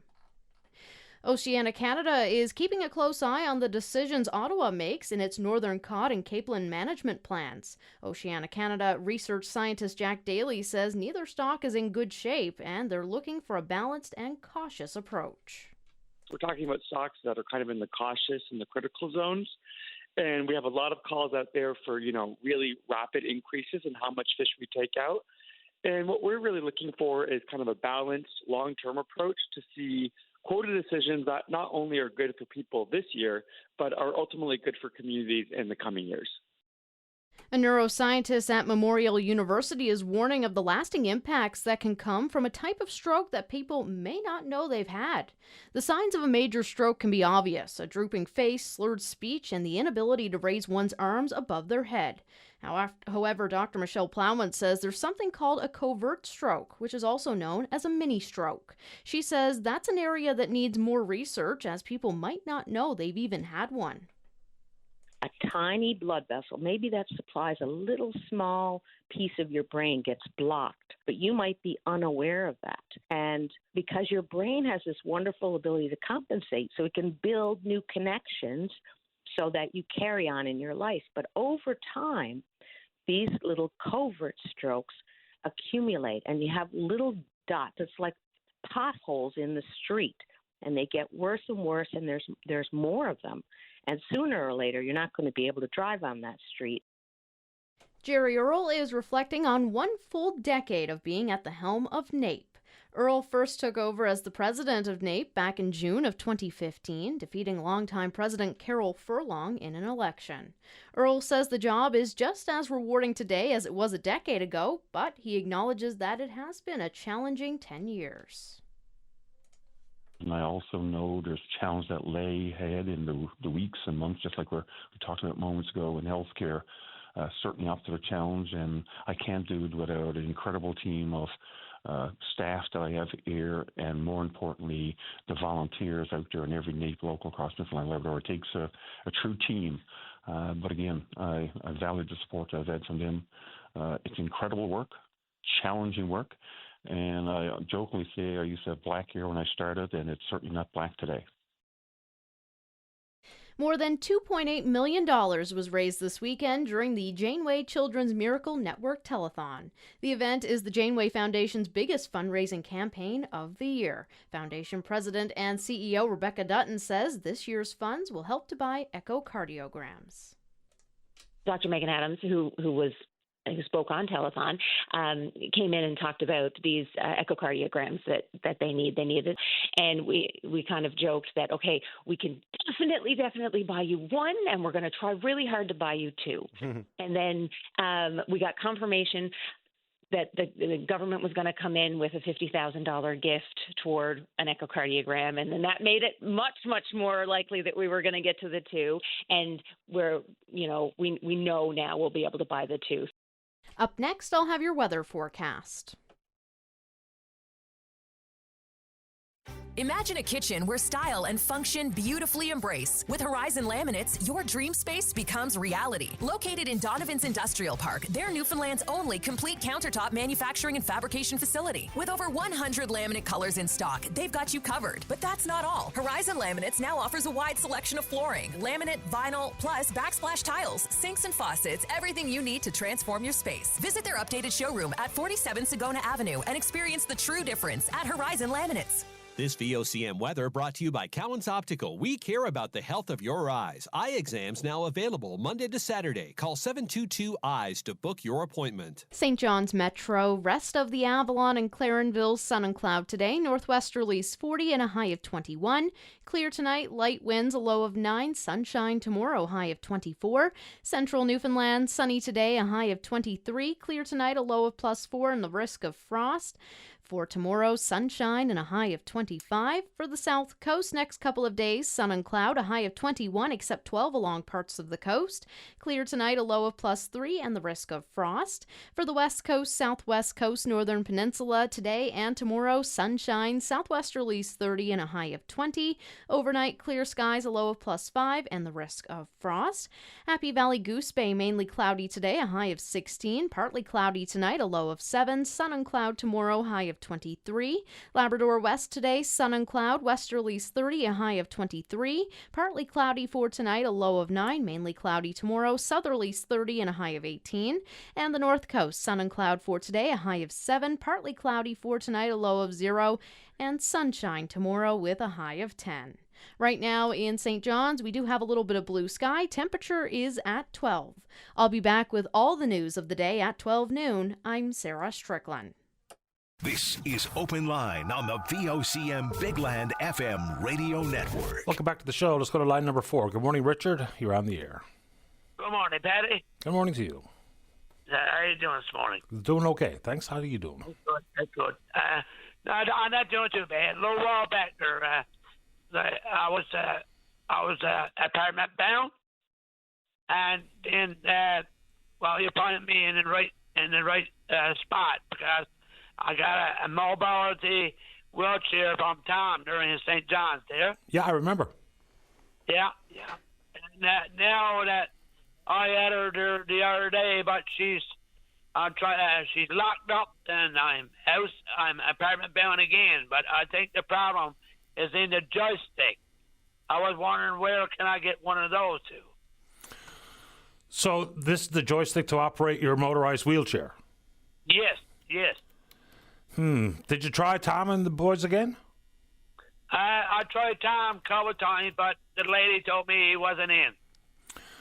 Okay, well, there's one outfit called... I had a guy here from Grand Falls, from the Central Medical. He come in and looked at it, but he haven't phoned me back yet.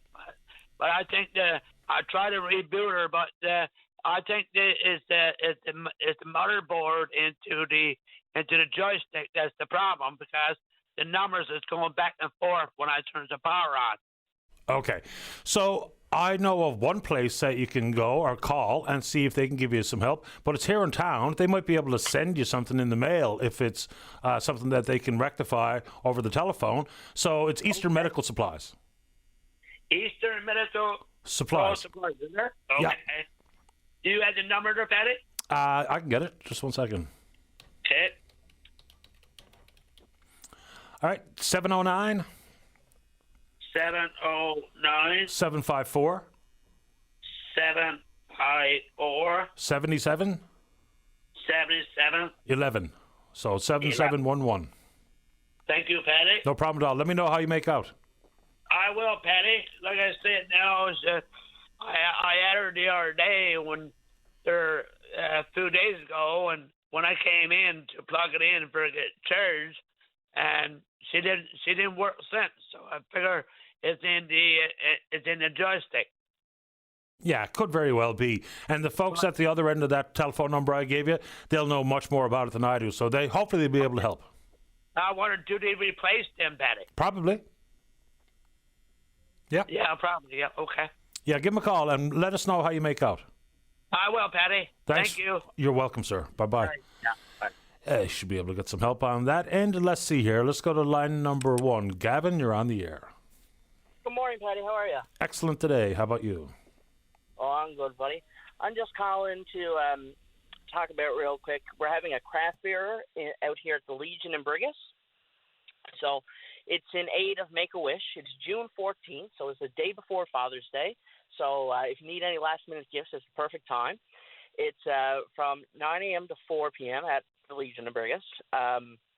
So all admission cost goes to Make-A-Wish for the Run the Rock event, which helps grant life-changing wishes to children facing critical illnesses. It's an excellent charity that I have done a lot of work with in the past. Is there a specific reason why you picked Make-A-Wish?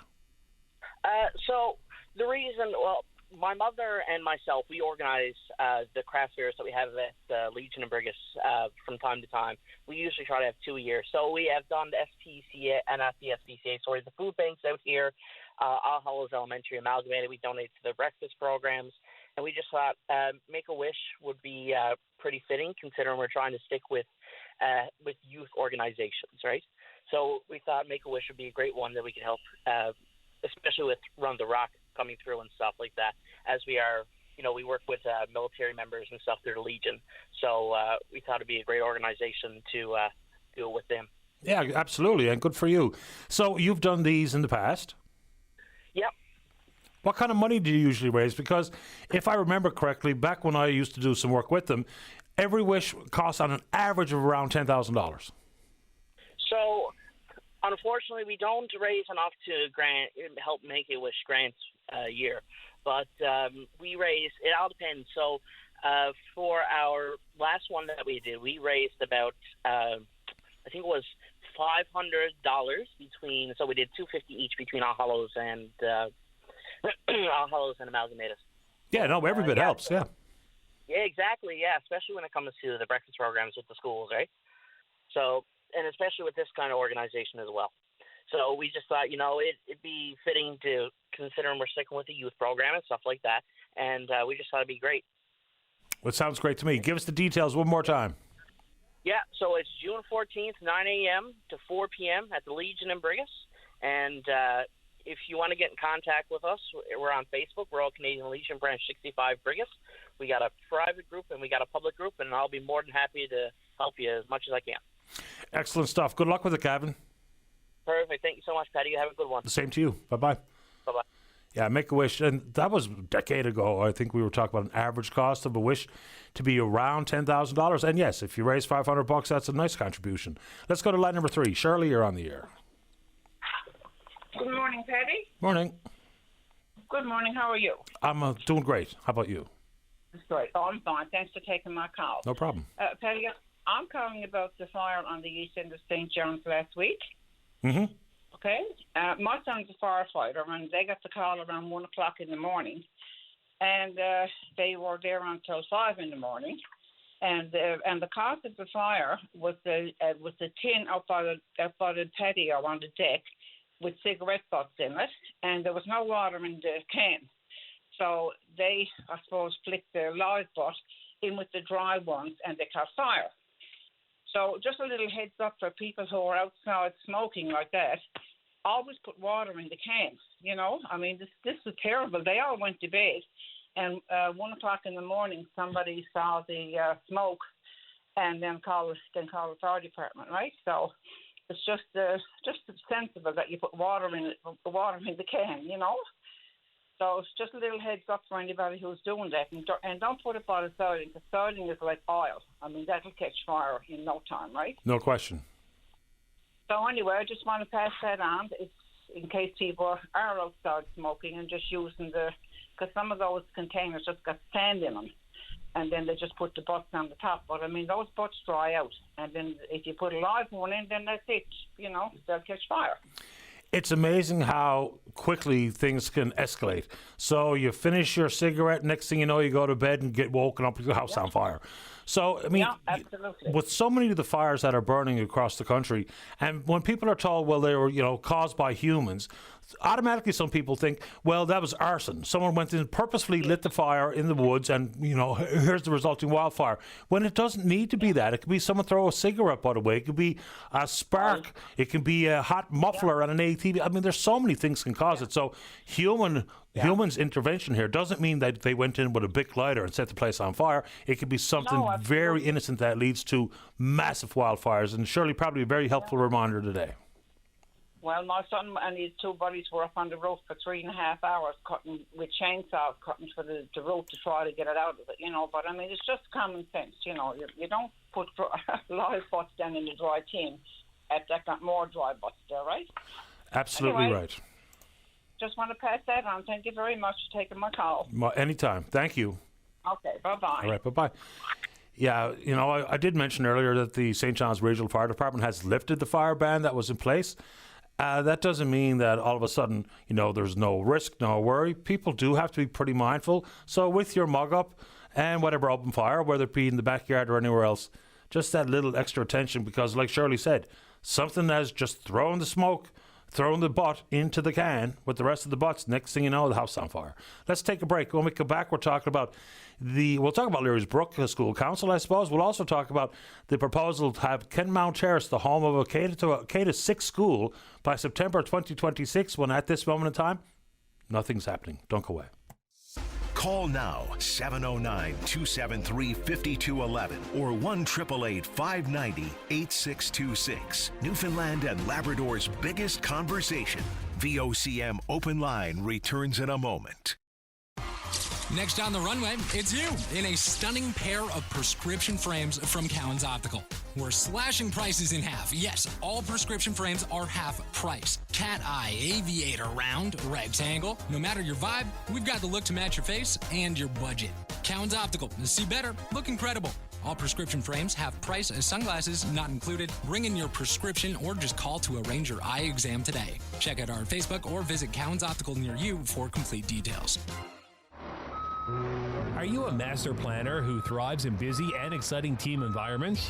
Put your skills to work in Academy Canada's new supply chain and logistics program. In just 57 weeks, you can train for a rewarding career in the province's growing import and export industry. You'll gain exposure to the international supply chain and be ready for a range of career opportunities. So visit academycanada.com today and come take your place. I joined because I wanted to help others. To be a part of something bigger. To show my kids what's important. I joined to make my community stronger. To make a difference in someone's life. To acknowledge that our freedoms come at a cost. I joined to honor my mom. My grandpa. My neighbor. Everyone who served. Who are serving still. Honoring veterans is our duty. Join today at legion.ca/join. The Newfoundland and Labrador Folk Festival returns to Bannerman Park in St. John's, July 11th to the 13th. The festival celebrates music, culture, and community with a stellar lineup featuring Matt Anderson, Serena Ryder, and the Irish Descendants, plus lots more performers, traditional crafts, sing-alongs, face painting, street performers, and more. The Newfoundland and Labrador Folk Festival, July 11th to the 13th in Bannerman Park. For tickets, visit nlfolk.com. Presented by Equinor and your VOCM. From creamy cones to cool fruity blends, Robbins is scooping up summer fun. Chill out with Arctic Storms, loaded with Oreo, cookie dough, or Reese's, or swirl into a sundae with hot fudge, caramel, or strawberry. More of a sipper? Try a mango or strawberry banana smoothie. Thick, blended, and bursting with flavor. Whether you're licking, slurping, or sipping, one thing's for sure, Robbins. Fast, fresh, and friendly. At participating locations across the province. Always get a break at Robbins. Exciting news from Orem Homes. Their new St. John's location is opening this fall, offering exceptional senior care. They provide level 1, 2, and enhanced care, as well as seniors' apartments, all with the high standards Orem Homes is known for. Indulge in their famous Newfoundland menu. Spend time with friends and family in the cafe, library, or catch a film in the theater. Call 709-533-3321 to book your suite and get ready to discover a vibrant community where your senior years mean living the good life. Orem Homes, the best place to live. Are you a homeowner still using oil to heat your home? Switch to a heat pump and save. Heat Pump Solutions is excited about the Oil to Heat Pump Incentive Program that will qualify you for a maximum rebate of up to $22,000. Many homeowners will incur no cost for this upgrade, but act fast before funding is exhausted. The qualification process is easy. Call today and learn how you can switch from oil to a heat pump and save. Heat Pump Solutions, your Fujitsu Air Stage dealer. In an age of information overload, facts seem fluid and motives often questionable. Where is truth? When opinions divide us, personal rights war with responsibilities, and conspiracy theories muddy the waters, who can we trust? A loving God assures us, I am the way, truth, and the life, and offers clear answers in a confusing world. Tune to the Old Story Sundays at 10 a.m. on VOCM. This is Open Line on the VOCM Big Land FM radio network. Welcome back. Let's go to line number 2. Say good morning to the past chair, Leary's Brook School Council. That's Daryl Hines. Oh, wrong line. Daryl, you're on the air. Oh, good morning, Paddy. Thanks again for taking the call. I was certainly moved to call again after hearing Renee last week, who's the current chair of Leary's Brook, and she probably more articulately than I can outlined the current issue and the reality facing these kids again. But as well, I took part in a little fundraiser they had this past Saturday at Leary's Brook, gathering up some recycling for a September welcome back to parent group was trying to organize, and I was happy to bring some stuff down. But I mean, talking to parents there, I guess, Paddy, the great concern is people are not getting any answers or any information from Department of Education about what's going to happen in those buildings in September. People are not getting their emails responded to from the MHA or the Minister of Transportation about what's going to happen with the new school project. Because again, now we're less than a year and a half away from what was supposed to be a new K-7 school for 850 children, and there's just, there's no ground being broke as far as I know, and there's nothing happening. It's getting very, I guess, worrisome because, we're going to have a very difficult September in those buildings with 600 plus in Leary's Brook Junior High, and my friends with kindergarten enrollment across the street, Larkall, tell me it's a record enrollment, which is only going to put further pressure on that building. If government government knows exactly what's going on here, but I don't know where they see it as a downside to say, okay, well, our timeline, we're too ambitious and we're not going to hit it, and here's what we're going to do to, understand what's going on at Leary's Brook, to understand what's going on at Larkall, to give us an update as to whether or not St. Andrews is still involved in this process or not. But the silence is a real problem here. Add to it, and this one keeps popping into my head, we're building a school for 850 students when they're going to have to accommodate about 1,000. So there's a few things that government could just speak to and say, hey, maybe we're on the wrong track. Let's get ourselves on the right track, and here's what that includes. But they're not doing it for some reason. And I guess the frustrating part is, there was a public meeting last June in Kenmount Terrace at the community centre. All those very issues were discussed, and, Minister of Education was dismissive, Minister of Transportation. Boy, you got nothing to worry about. We got all this. We got the tiger by the tail. Dismiss concerns, because you're right. I mean, if you look at the population of those two buildings, and there's been some scuttlebutt lately, they're both going to close. There's about 1,000 kids in those two buildings, so they're not going to hold 850. And I know just in Kenmount Terrace, there's about I'd say 100 or more children to go every day, because we don't have early French immersion. They go up the road to Paradise. And parents have to provide their own transportation, which is another conversation. But again, if this new school is going to have French immersion and it's supposed to, you're going to have 100 or more kids from up the street want to stay in their own neighborhood with their own friends, their own community, and that's only going to put another pressure on it. But again, what Renee and others have talked to, and people I talked to as late as Saturday. Let department officials and transportation officials go in and do a walk through those buildings, not in the middle of July when the buildings are empty and everyone's in there doing there's no one there. I mean, let's go in now when kids are doubled up in the gym, there's no cafeteria, people are eating in the hallways and stairwells and everything else, so you can see the true reality, the pressure on those buildings. I mean, let's not wait till the buildings are empty and have a couple of bureaucrats go through with a clipboard and then come out with some lip service after. I mean, the people I talked to again Saturday, boy, are really, really concerned. And again, it's been a couple of years since my children were out of it, but we've already reconfigured those buildings a couple of times to mitigate all these problems, and we were told it was solved for a decade. It's as worse now as it's ever been. And people I talked to are really concerned because, again, it's you got kids going to be not allowed out of their classroom the full day because the cafeteria is gone. There's no outdoor space. Your library's gone. They lost the lab space last year because that was converted into a couple of classrooms. So I just don't know where the answer is, just to continue to put dozens of additional children in a building that's, figuratively busting at the seams. Yeah, I mean, then you talk about things like introducing school lunch programs. Well, I mean, there's lots of issues inside of that too. For starters, if we're taking out cafeterias and libraries, there's no outdoor space, and then you add into a certain percentage of the school population will not be able to go retrieve a meal and bring it back to eat in the hallway. So there's just so much to this that it's just not getting any attention from the government. I've been trying to get some answers with no luck, but I'm going to keep trying because I think people deserve them.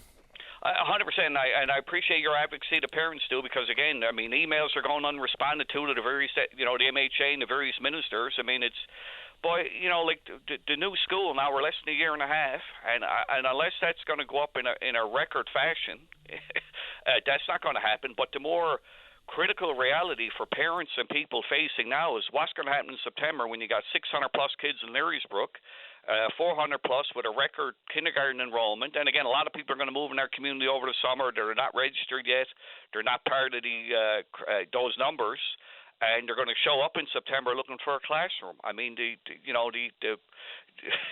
sheer capacity, we're running out of physical space in classrooms. And again, like last year we talked about this, and is it reconfigure the in catchment areas or zoning areas? Is St. Andrews part of our short-term solution? We already took the grade 9s out and brought them to PwC, and that school is 900 plus now, getting towards the outer limits of its capacity. But again, I wish somewhere over in Confederation Building there'd be someone with some leadership and some answers to come out and say either, look, there's a plan, don't worry, we made a big mistake, here's what we're going to do.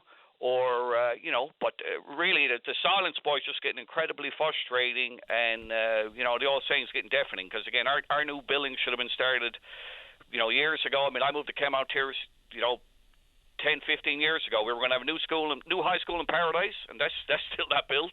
And our new school here was promised for the last time in 2023, and as I sit here, there's not a sod turned on it. So it's getting really old and frustrating, boy, I got to say, Paddy. Yeah, and apparently there was a walk-through at Learysbrook, but of course it wasn't when the students were there. So a firm grasp of what's actually happening requires a walk-through during the school day. Watch them change classrooms for between periods. Watch what happens during lunchtime. Understand exactly what a day-to-day looks like in the school versus an empty building, where it's hard to identify a problem when there's no one milling about. Darryl, appreciate the time. You've had the last word. Thanks so much for your time. You're welcome. Bye-bye. All right, yeah, there you go. Plenty of reaction to that story too, because the folks that came out there, look, just this gentle message for government. Even if it's not the answer people want to hear, that's a better answer than silence. And it always will be the case. So please just give us an update. If you're going to say, no, it's actually going to be September 2027, and here are some of the things we're going to try to do to cope with the issues at Learysbrook or Larkhall, and whether or not St. Andrews is included, all those things that we don't know. All right, good show today. Big thanks to all hands, and we will indeed pick up this conversation again tomorrow morning, right here on VOCM and Big Land FM's Open Line. On behalf of the producer, David Williams, I'm your host, Paddy Daly. Have yourself a safe, fun, happy day. We'll talk in the morning. Bye-bye. You're listening to the VOCM Big Land FM radio network. Stingray radio stations. News as it happens on VOCM, VOCM.com, and at VOCM News on Twitter. Stay up to date with your VOCM. Become a member at VOCM.com. Receive weekly newsletters and breaking news notifications as news happens. Your VOCM.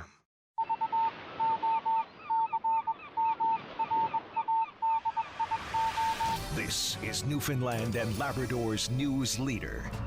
VOCM, local news, now.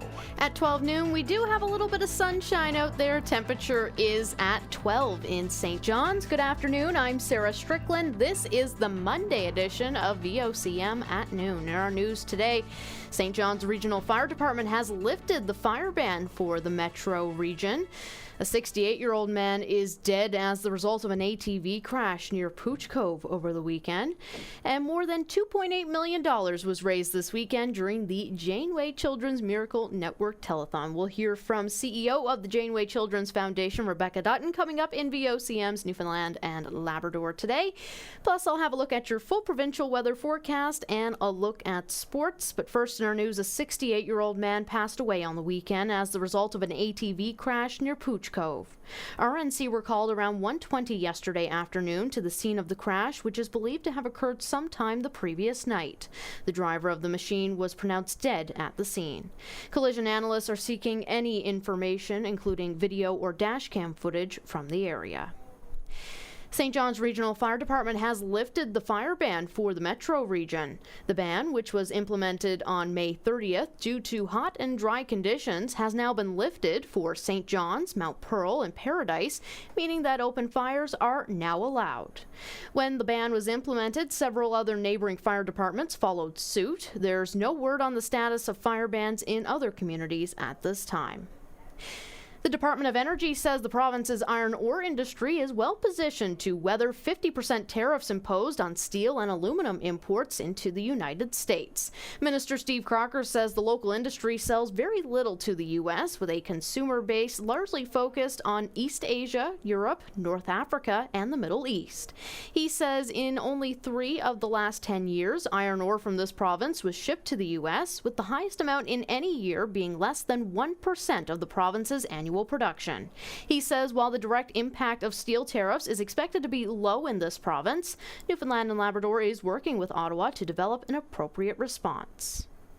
The Canadian Association of Petroleum Producers is encouraged by what it calls the federal government's flexibility and efforts to work with the provinces to accelerate the approval process for major projects. The federal government recently introduced its One Canada Act to help remove interprovincial trade barriers and move forward with what Prime Minister Mark Carney calls nation-building projects. CAP President and CEO Lisa Baton says to restore the confidence of investors and spur economic competitiveness, Ottawa also needs to take a hard look at the inefficient and cumbersome regulatory environment. CAP supports the doubling of the Indigenous Loan Guarantee Program to encourage greater equity ownership and says expanding projects like LNG export facilities, pipelines, and carbon capture projects will expand access to global markets. U.S. President Donald Trump says he deployed National Guard troops to Los Angeles in response to what he calls violence by protesters opposed to his immigration crackdown.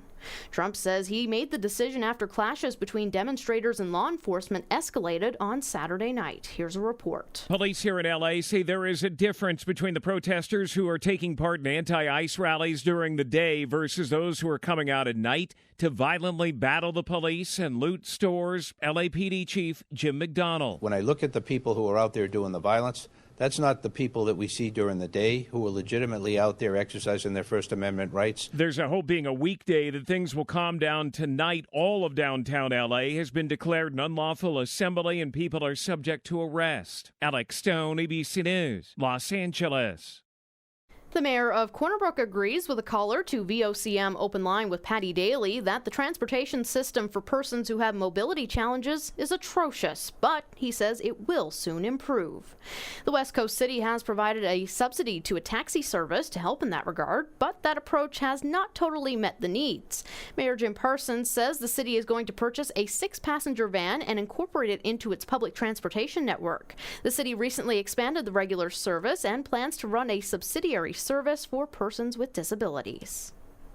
Now what we're doing is with this bus, we'll provide an on-demand, door-to-door kind of setup for our users that need it from an accessibility point of view. And then when it's not being used for that, hopefully integrate an on-demand service to supplement and enhance the fixed route system as well. More than $2.8 million was raised during this weekend's Janeway Children's Miracle Network Telethon. The event is the Janeway Foundation's biggest fundraising campaign of the year. Foundation President and CEO Rebecca Dutton says this year's funds will help to buy echocardiograms.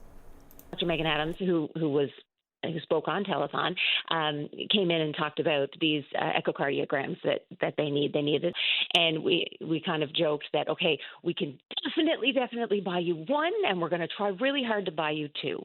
And then we got confirmation that the government was going to come in with a $50,000 gift toward an echocardiogram, and then that made it much, much more likely that we were going to get to the 2, and we know now we'll be able to buy the 2. Newfoundland and Labrador Health Services is touting progress made in improving access to cardiac procedures throughout the province, and now they're making moves to increase that capacity even further. The health authority released numbers last week outlining how the number of procedures, such as cardiac surgeries, have improved over the last 2 years since the implementation of the provincial cardiovascular and stroke program. Dr. Frederick Paulin, interim clinical chief of the cardiovascular and stroke program, says there has been an impact on wait times as a result. As an example, he says for cardiac surgeries 2 years ago, there was a wait list of about 200 people. Now that number is down to about 150. While Paulin admits that might not seem like much a difference, the big change is the number of procedures being performed. What it means is that, for example, if we take our inpatient population where we were getting 67% of them done within the recommended wait time, say approximately 1 year ago, we're now getting 95% of them done within the recommended wait time. So that's a substantial improvement.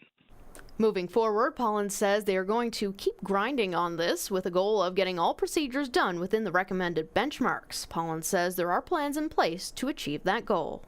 Staffing is a part of it, but also the business model in terms of what we define as our working day. So we're expanding working hours, the number of staff to fill those gaps. Also, through some technological advancements, we are able to do some procedures faster than others with new technology. So that's sort of how we'll gradually do more than what we're currently doing.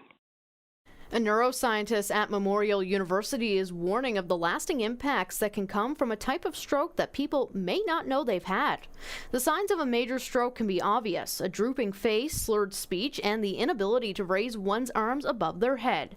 However, Dr. Michelle Plowman says there is something called a covert stroke, also known as a mini stroke. She says that's an area that needs more research, as people might not know they've even had one. A tiny blood vessel, maybe that supplies a little small piece of your brain, gets blocked, but you might be unaware of that. And because your brain has this wonderful ability to compensate, so it can build new connections so that you carry on in your life. But over time, these little covert strokes accumulate, and you have little dots. It's like potholes in the street, and they get worse and worse, and there's more of them.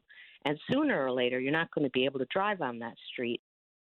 Oceana Canada is keeping a close eye on the decision Ottawa makes in its northern cod and capeland management plans. Oceana Canada research scientist Jack Daly says neither stock is in good shape, and they're looking for a balanced and cautious approach. Talking about stocks that are kind of in the cautious and the critical zones. And we have a lot of calls out there for, really rapid increases in how much fish we take out. And what we're really looking for is kind of a balanced, long-term approach to see quota decisions that not only are good for people this year, but are ultimately good for communities in the coming years. Provincial government has released 2 documents summarizing feedback received during consultations on 3 proposed protected areas. The areas being proposed for protection are Ripple Pond, Hall's Gullies, and Indian Arm Brook. The information gathered will help inform recommendations from the Wilderness and Ecological Reserves Advisory Council to the province about the protection of those areas. Links to the documents can be found online at vocm.com. It's the end of an era on Bell Island. A man whose name was synonymous with Bell Island passed away on the weekend at the age of 67. Former MHA David Brazel is remembering longtime Mayor Gary Gazine as a dedicated public servant who continued his family's legacy of entrepreneurship and community involvement. Brazel cited Gazine's Trucking, a company Gary ran for years, as an example. To help people get resettled when the mines closed on Bell Island, not only Bell Islanders, but other people who live in other parts of this province, but also bringing people home. But what people don't realize, there are times when, because of the economics, people couldn't afford to pay Gary and them for moving, and they absorbed that. They understood they wanted to give people a fresh start, and that just speaks volumes of their humanitarian side and how much they cared for people. Gazine stepped down as mayor of Wabana last year after 35 years of public service.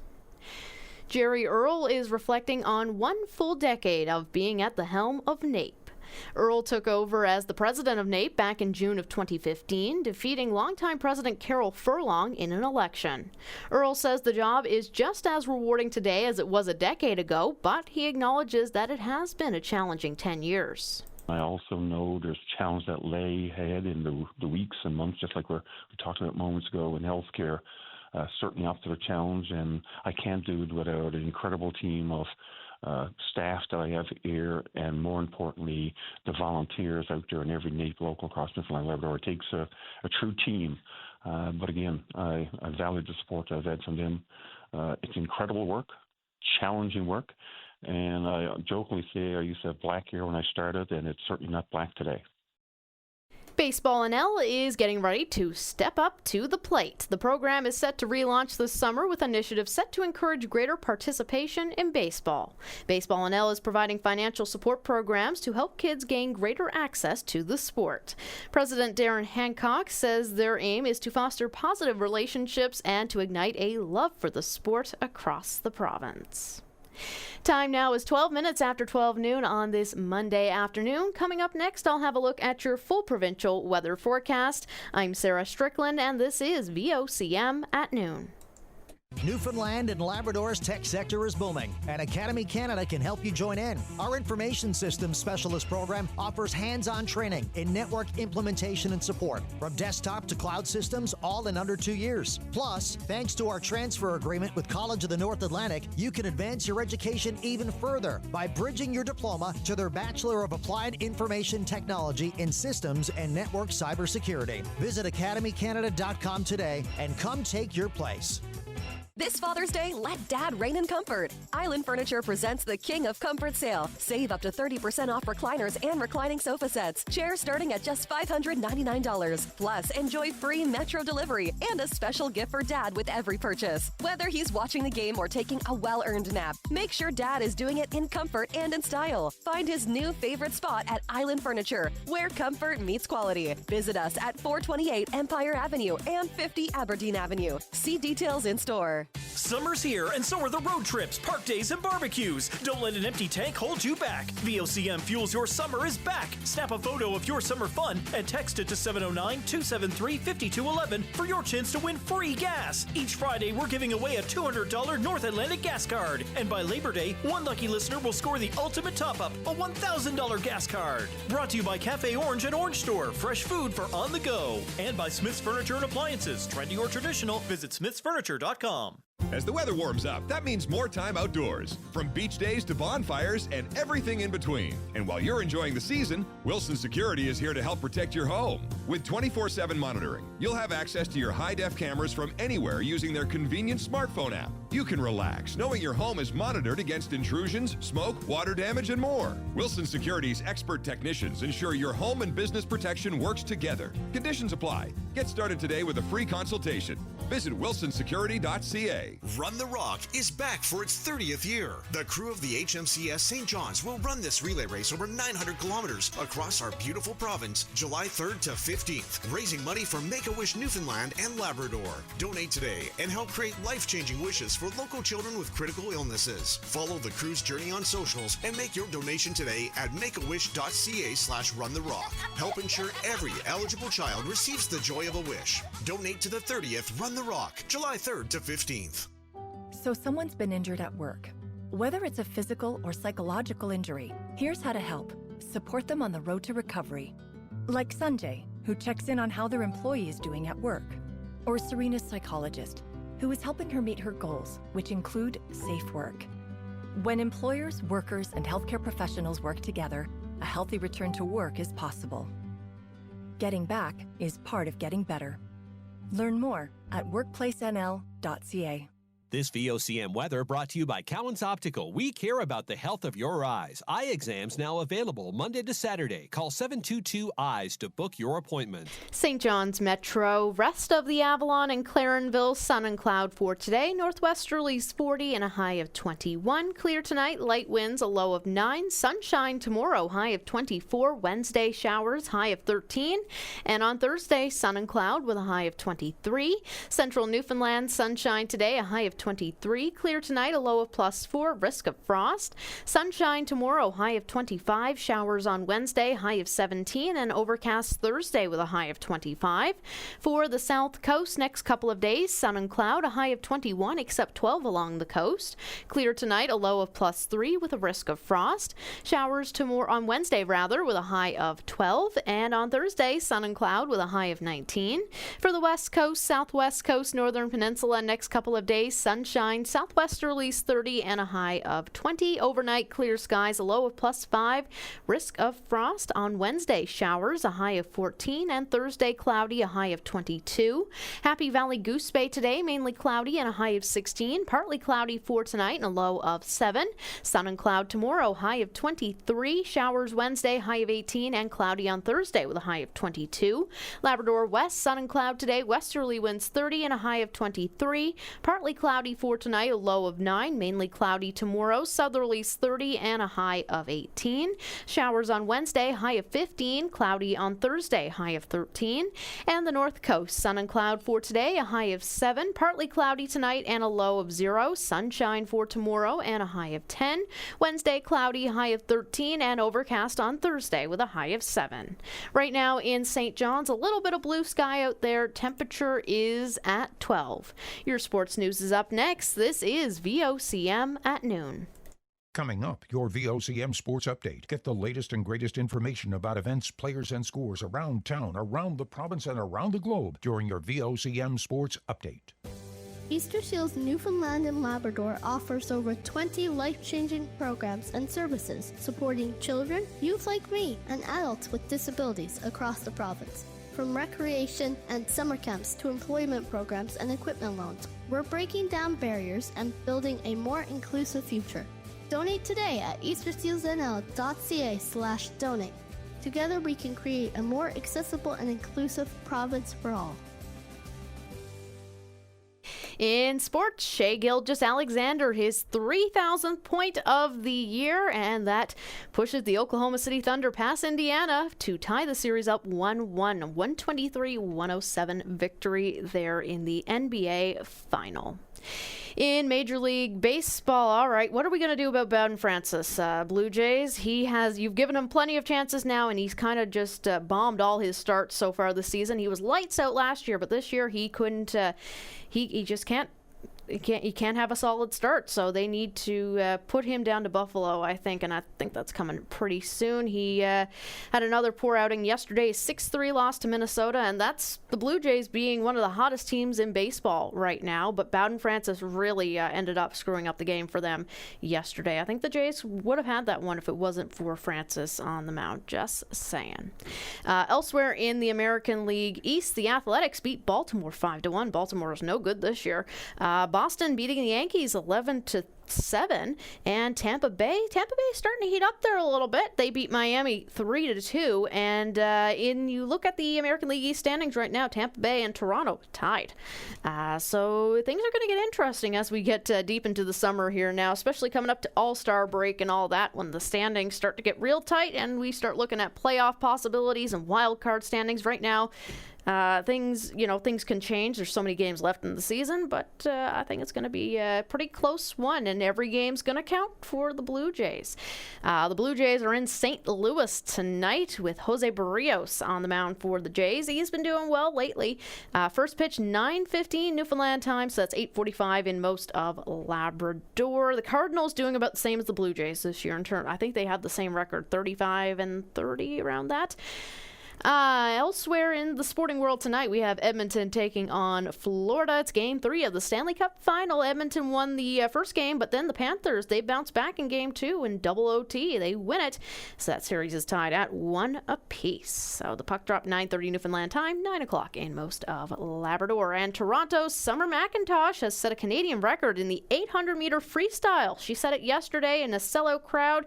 She swam the 800 meters in just 8 minutes and 5 seconds. That time shaved almost 5 seconds off her own Canadian record and was the third fastest time ever, passing American legend Katie Ledecky. McIntosh said she is always hoping to break records and to push the boundaries of the sport, and she is a phenom when it comes to swimming, as we saw during the Olympics last summer. And that's a look at sports. I'm Sarah Strickland. This has been VOCM at noon. Mark's This Is Big event is on now. Until June 11th, save up to 60% on a wide selection of styles, including great gift items just in time for Father's Day. This Is Big event on now at Mark's and Marks.com.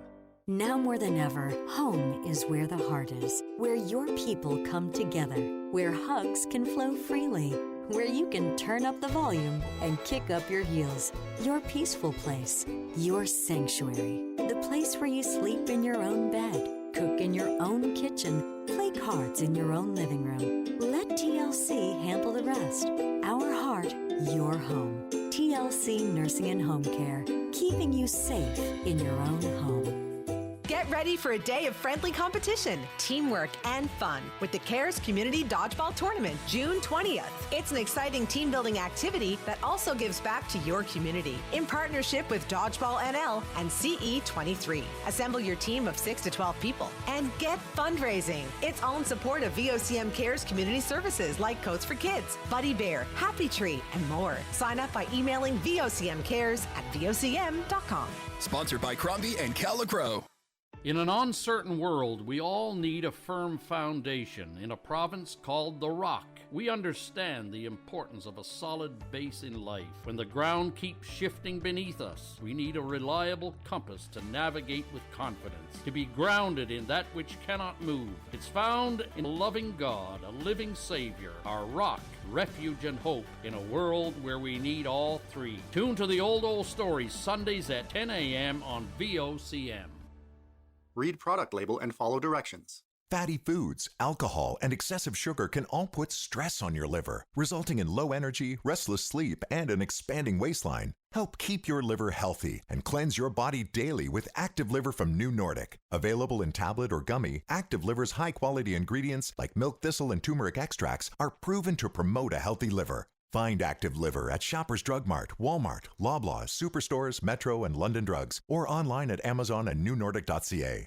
The Big Check event is on now at Sport Check. From June 5th to 18th, shop savings up to 60% off. Find amazing deals on golf, bikes, shoes, and more. See in-store or sportcheck.ca for more details. They're in your walls, they're under your deck, they're in your attic, and they're all royal pests. Spring is when rodents, birds, and insects come to the party. I'm Curtis with Republic Pest Solutions, the local solution to your pest problem. Don't let mice, ants, and starlings take over your property. At Republic Pest Solutions, we use safe trap placement to protect your family from creepy crawlies. Got bugs, birds, mice? Call Republic Pest Solutions at 728-2530 or visit republicpestsolutions.com. VOCM is in the community. Hosting an event? Email the details to us. PSA@VOCM.com. This is VOCM's Newfoundland and Labrador Today. 24 minutes after 12 on this Monday afternoon, the Autism Society says respite care for families caring for children and adults needs to be professionalized in the same way that the role of early childhood educators has evolved in recent years. Executive Director Paul Walsh says respite care needs to be recognized as a profession to provide meaningful, stable employment and training opportunities to fill that vital role. He speaks with VOCM's Linda Swain. One of the key things that we constantly advocate for in our systemic advocacy is improvements in respite care. The process of going about getting a respite worker is very difficult. The application process is very complicated. If you have a household income of more than $150,000 a year, which sounds like a lot, you're not able to apply. But that doesn't matter. But you're not able to apply even if you have 3, 4 children who require it. So the calculation based on income then becomes much more complicated. The calculation itself is very confusing, and sometimes because of things that are excluded, what families have to pay in exceeds the hours they need, and it ends up being cheaper for them to go pay out of pocket. But the big thing here we see is that there's no help in finding respite workers. Respite workers are very hard to find because they're very low paid. There's no training. And as a result, there's a lack of people who want to do it. And what's really needed is a professionalized approach for respite workers. Very similar. My children who were in their 30s, when they went to daycare, we talked about the people who worked with them as daycare workers. But we went through a tremendous professionalization approach with the early childhood educators, and they now have much more reasonable pay rates, and they have tremendous training. That's where we need to go with respite. Does it become more challenging as a child ages? I would imagine it's easier to find child care or respite care for someone who is 5 versus someone who is 25. Yes, is the short answer to your question. And I have clients who speak to me that are parents of adult autistics who are aging, the parents themselves and the autistic child. So you're talking to parents in their 70s who have a quote unquote child who was in their 30s or 40s or 50s, and they've been the only caregiver ever, and they can't get a moment's respite. So it continues to be a challenge, regardless of the age of the individual, to find. And it's not just finding somebody; it's finding someone who you're comfortable with the person who you're caring for being in their care when you're not there. So that's why the training is very important, because there are people who have the skill sets and have the desire to make a career out of this, but the career opportunities aren't there because of the nature of the work right now, and the pay scales are such that those folks aren't choosing those options. They're choosing perhaps similar options in terms of training, like becoming a personal care attendant or a child and youth worker. But the need for respite goes unfilled. And it goes well beyond, of course, the autism community. Absolutely. It goes everything from birth until your extreme senior years. A lot of people struggling to find care for their senior parents who choose to live at home. So, would some of these issues be better served if, I know the Autism Society does a fabulous job in advocating for these things, but would it be easier if we had a disability advocate, for instance? Well, and I've been involved in the advocacy outside of my work at the Autism Society around a disability advocate. Oh my goodness, 10 to 15 years back in the middle teens, I was chair of the Provincial Advisory Council on the Inclusion of Persons with Disabilities, and we were looking for that then. And again, yes, this is a short answer to your question. The disability advocate could identify the gaps and make effective recommendations, and really that's how, through the child and youth advocate, that's a lot of how the work around the early childhood educators was brought to bear and brought to awareness. So definitely this is the type of thing an independent advocate with full investigative powers could say, look, here's a significant gap. Here's what it's costing society because of this gap, because what's happening when you don't have that respite is folks are leaving the paid workforce, leaving the economy, heavily falls on female part of the population, the moms, and society has denied those the benefit of that productive work. So there is an economic argument for this. There is a social argument for this. There is a human argument for this, all of which adds up to the need to professionalize respite and to make it a viable option for people. And that was Paul Walsh with the Autism Society speaking with VOCM's Linda Swain about the need for respite care workers to be professionalized in the same way that early childhood educators have evolved in recent years. And that is the topic of our VOCM question of the day over at